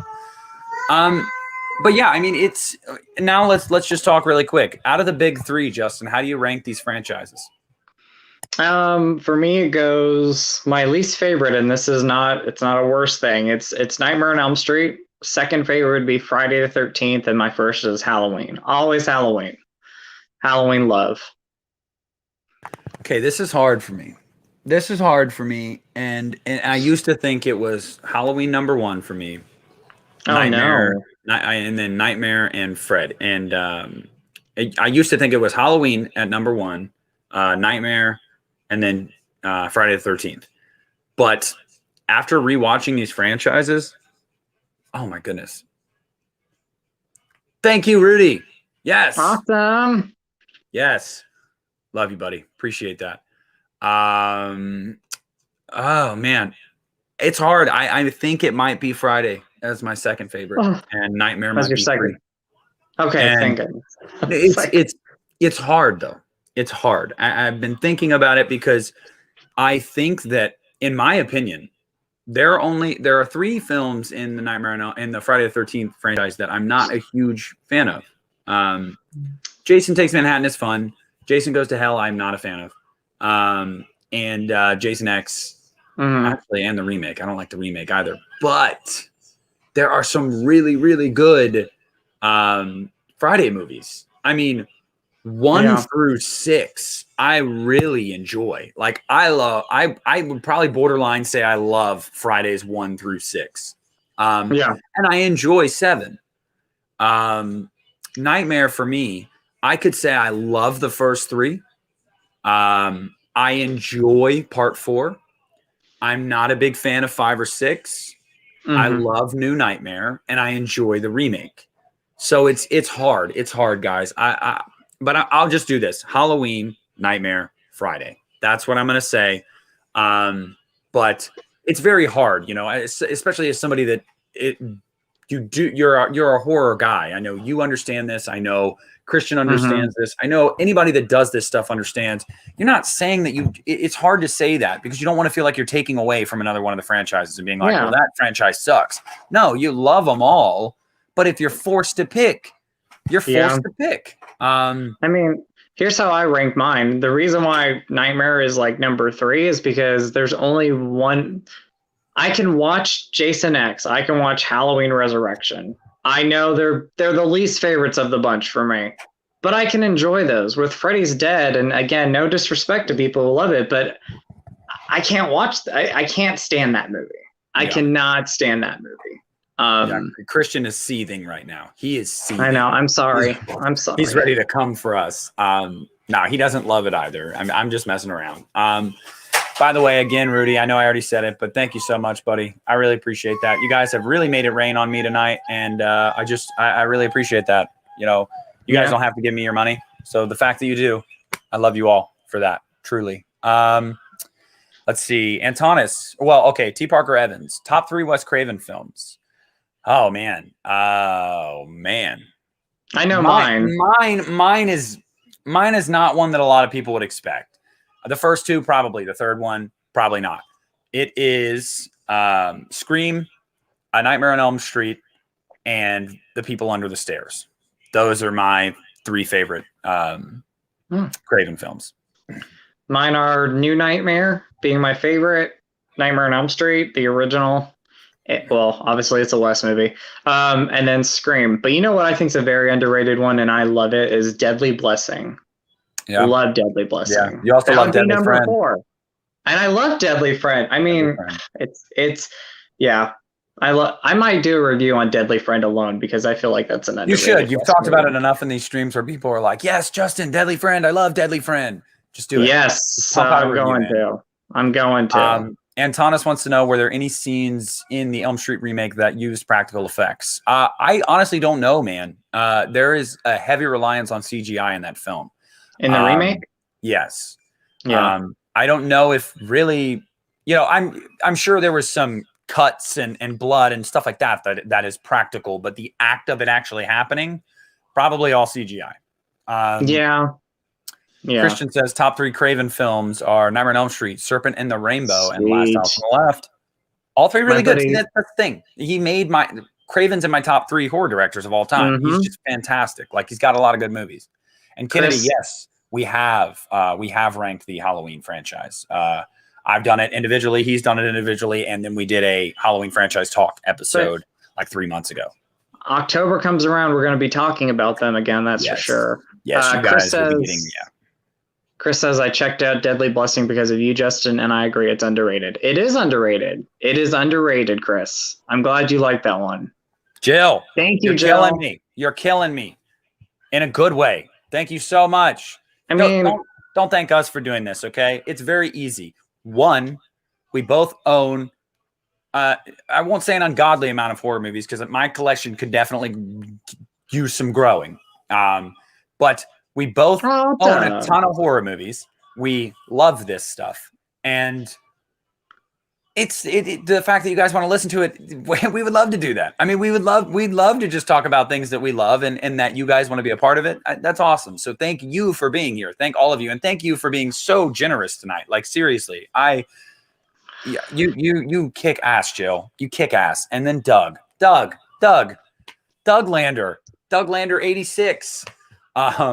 As he used to be known. The man, the legend, the Doug Lander. Thank you so much, buddy. I appreciate that. Yes, Christian says, long live the Thing. Yes. Exactly. The Thing's poster. I love that poster. It's so great. I do too. I mean, I was going to say this. I can finally retire being a nighttime dancer because I used to send money to Nick because I'm like, Nick, I love you. I'll dance. I'll be the nighttime dancer. And I don't have to do that anymore because you guys help out the channel. I'm kidding. I was never a nighttime dancer. But he's not kidding, guys. Don't let him lie. Antonis, Scream, Nightmare on Elm Street, and People Under the Stairs. We have the same rating for Craven's films. That's awesome, man. Yeah, and Rudy, you guys know. First of all, I want to say the live chat today has been like bonkers. At one point, we were approaching 50 people in here, which that's like Christian Hannah horror numbers. Okay. Like he does a live, he gets like 50, 60, 70 people in there at one time. We were approaching 50. I was like, hey, all right. People want to hear us talk about Nightmare. Like, I feel famous like Christian. No, I'm just kidding. But the fact that you guys wanted to be in here and you wanted to hear us talk about it, that's awesome. And we always love chatting with you guys. It's always the best. I mean, and I can't wait for tomorrow. Scream 2 live commentary. Everybody's been wanting it. Everybody's been wanting it. So, Shannon, what's going on, buddy? There's Shannon. Shane Man, 1988. Freddy brings the heat. Yes, he does, Jill. Yes, he does. What is Caleb Kennedy wants to know, what is our favorite kill in the Halloween franchise? Mine is Nurse Spencer in Rob Zombie's Halloween 2 because that is freaking brutal. I'm going to go Kelly Meekler's shotgun death. Halloween 4. I think that's just cool. I thought it was a creative kill, but it changes. It changes. Hey, Jill, if you can't watch tomorrow, that's totally fine. Sounds great, Joe. But you better be in that chat because the people need your presence, okay? John Fisher, I think I subbed a while ago and forgot, but saw this stream pop up and had to tune in. Yes. Hey, thank you so much. Thank you. Thank you. I think that Justin and I have a pretty good, we bounce off each other pretty well. We do. Evan, I'm a pretty massive Scream 2 fan. Anyone who follows yes, I know you are, Evan. And T. Parker Evans, yes. Y'all better be in here. We're going to be watching Scream 2 tomorrow, okay? So y'all be in here, have your snacks, have your beverages, have your copy of the movie, and we're going to watch that together. And even if you're not watching along, be in here and say hello. Chat with us. Yeah, because we always chat. So guys, right here to wrap this up at the end, do you guys have any questions? Do you guys have anything you want to add? Justin will never stop dancing, Doug. Don't worry. I will never stop dancing. I will never stop dancing. I'm a silent dancer, dancing for money. What's up, Alex? There you go, Alex. How you doing, buddy? Any questions, guys? Are you excited? Okay. Are you excited for Scream 2022? I am more excited for Scream 2022 than Halloween Kills. That is my most anticipated movie over the next calendar year, Scream 2022. I think Halloween Kills, but then Scream is a very close for me. Okay. I like the fact that we don't know anything about Scream, though. Like, we know little things about it. Like, yeah, it's actually starting to piss me off. Nick's like, I want to know. Yes. Oh. Jill wants to know, favorite Freddy makeup / look. My favorite Freddy is Freddy's Revenge. My favorite Freddy look. Oh man, it's either New Nightmare or Dream Warriors. I'm gonna go both Freddy's makeup and Freddy looks for Freddy Revenge. So that's my favorite. Are The Hills Have Eyes and Last House originals worth watching? Yes. They are, but I am someone, and I believe Justin agrees with me. We think both remakes are better than the originals. Yeah. So, but they're still very good. Yes. Yeah. And then Caleb wants to know, do we like Cece's death? I love Cece's death, but it's very sad in Scream 2. Oh, Scream 2. Yes. I hate when Cece dies. Yes. Yes.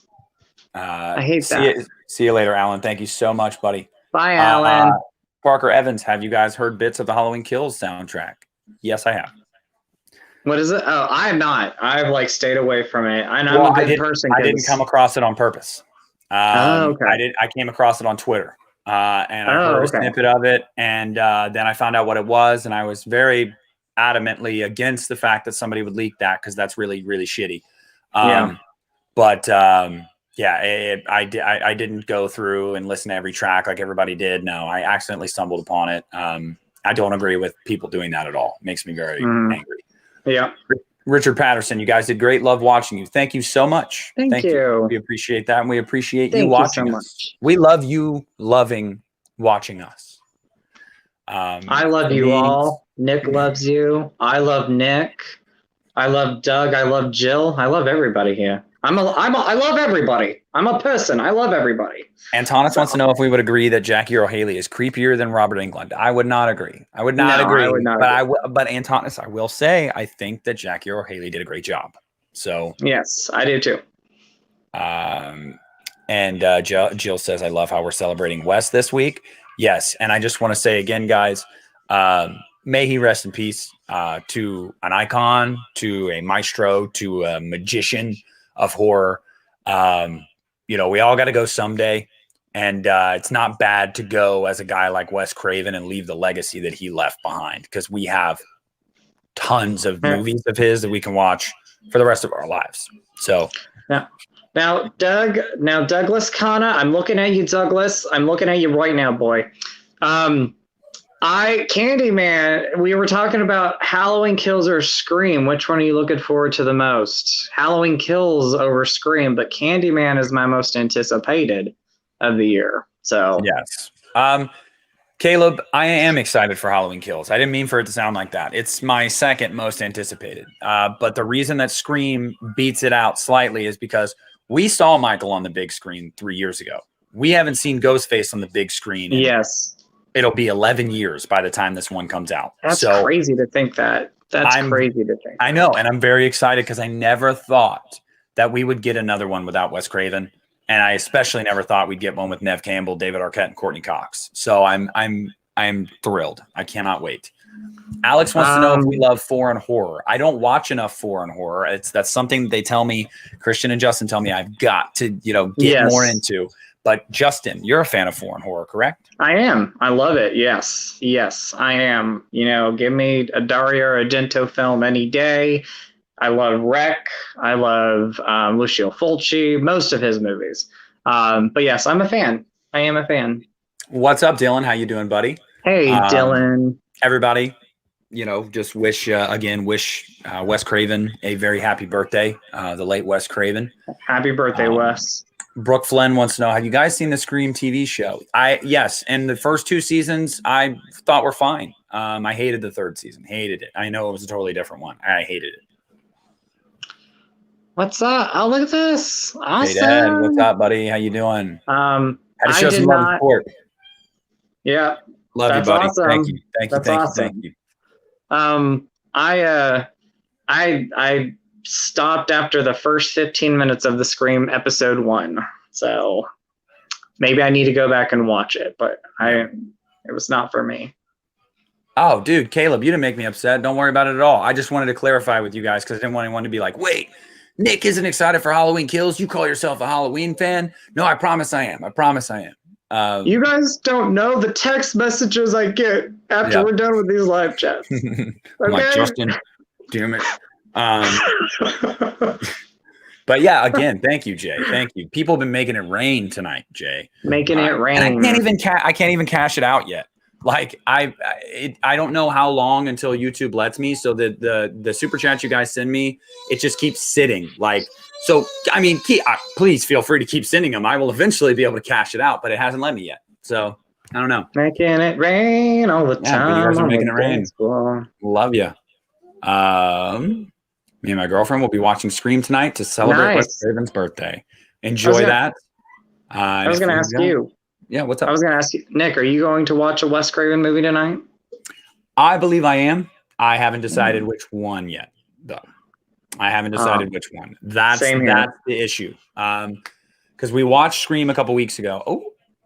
One for Justin. Thank you, Jay. Well, as I told Justin, as soon as I'm able to cash these out, I'm giving Justin. We're going to split our super chats from these chats. No, so, you're keeping them. It's not happening. I'll let you know as soon as I'm able to cash them out. But thank you, Jay. You kick ass, brother. Thank you, Jay.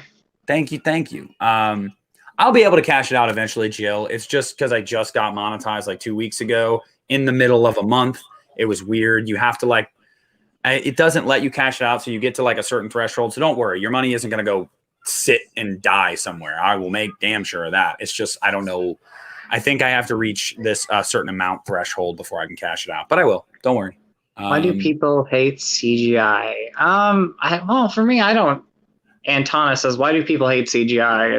Is it because it's lazy? I don't hate it. If it's done right, done well, I'm good. Mm-hmm. Yes. Let's talk about some good CGI really quick. Jill, really quick. YouTube takes about 40%. So if you send me a super chat of say $10, YouTube takes like $4 of that, which kind of sucks, but whatever. I'm not going to complain. The fact that people want to support the channel in any way possible is amazing to me. So I will never complain. But yes, really.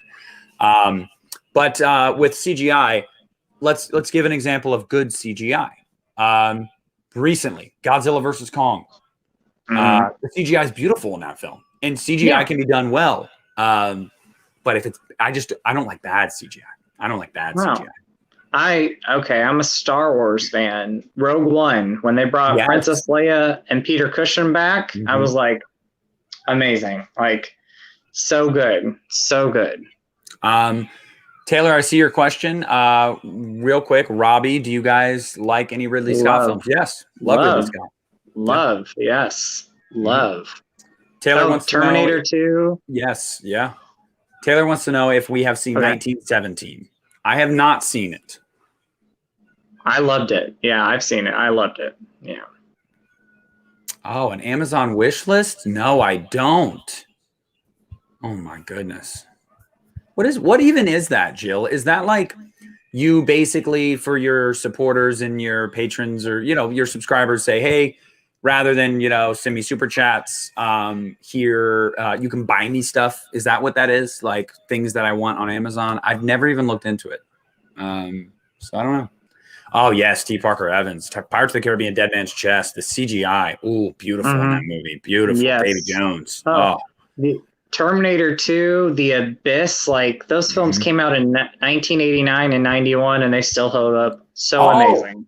And T. Parker also mentions the Amazing Spider-Man movies. I don't know about you guys. I grew up on Tobey Maguire, but I was a teenager when the Amazing Spider-Man movies came out. So I have a soft spot for those two movies. I think Andrew Garfield might be my favorite Spider-Man. I don't know. Ooh. I know it sounds blasphemous, but really excited for all the rumors that we have not had confirmed. I'm excited too. But really excited to see. But do you think they're both in it? Because I think they're both going to be in it. I think they're both in it. I know Andrew Garfield's like, I haven't signed on to anything. I'm like, you have. You're just not saying anything. Disney has a gun to his head, and they're like, if you say anything, we'll kill you. So don't make me get you. There are way too many verified people that have come out and been like, I mean, Emma Stone's coming back in this movie. Like, if Emma Stone's coming back, Andrew's coming back. Not just that, you have Alfred Molina as Doc Ock, and you have Jamie Foxx as Electro. Why would you be bringing these same villains from other universes back? If the others aren't coming back, I'm gonna be the next Spider-Man. That's the reveal. I'm going and filming. Yes, he is. Hey, buddy. Okay, cool. Thank you for educating me on that on the Amazon wish list, because I had no idea what the hell that was. But maybe that is something I'll look into, because I buy way too much stuff. And then I end up where I'm at right now, where I have no money until I get paid. And then I'm like, well, maybe I shouldn't have bought those 4 posters and 2 Blu-rays a week ago. I second guess everything. Let's see. My favorite Spider-Man of all Tom Holland's movies. Yeah. Tobey Maguire's always going to be my favorite. Yeah. Your old Halloween collection video popped up. It was the one you did when you lost internet and you got it back, 2012. Yeah, 2012. The one that has almost 50,000 views on it. And I don't know why. That's awesome. Yeah, well, that's cool though. Yeah, I mean, it still gets views every day. That's so one video awesome. that the YouTube algorithm allowed to get views. So thank you for that, Rudy. So cool. I don't know why it's like keeping his comment up there. I don't know. It's being weird.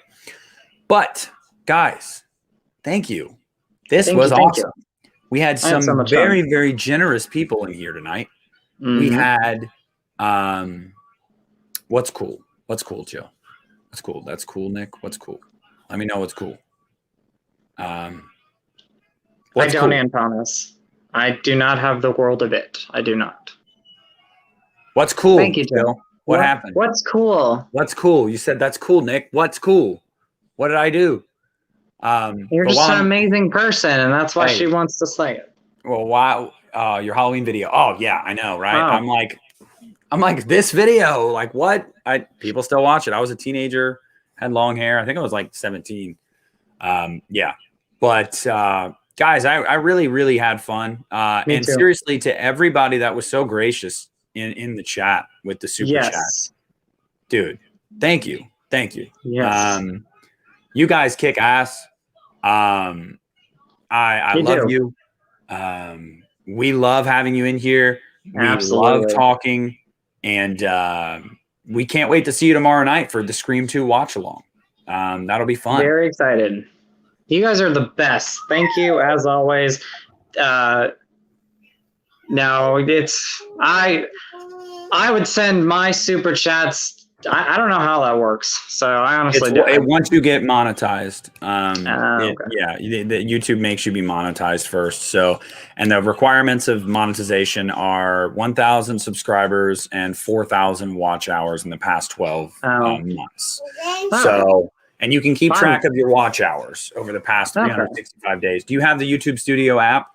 I do, but I don't know how to. I am like clueless when it comes to looking. I know my numbers have went up. Yeah, I can tell you how to do it. But yeah. Hey, Thank Taylor, you, Jill. don't worry. You don't have to give us anything. The fact that you give me and Justin a subscription and watch our videos is literally all I could ever ask for. So the fact that you guys even take it a step further is above and beyond amazing. The fact that you guys watch us and you put up, well, the fact that you watch the amazing us, I mean, Nick's amazing, but you put up with my quotes. I'm like, y'all are amazing because hey, Justin, sometimes you're too hard on yourself. It's you. We love you, Justin. No, thank you. Thank you. Well, guys, try to watch a Wes Craven movie tonight in his honor. We hope you guys have a fantastic evening. And y'all better be back to the channel tomorrow night at 9 p.m. Eastern. Please. For Scream 2 watch along. Should be fun. Should be exciting. Should be controversial. Let's do it. And triple feature, yes, I do have sexy pics. I do. And with that, we'll leave you guys in suspense. Justin has pics. Where are they? I don't know. You never know. I don't know. Thank you guys so much. We love you. Justin, thank you. Thank you. Leave a like if you haven't yet. And we will see you guys tomorrow night. Goodbye. I'll be right back.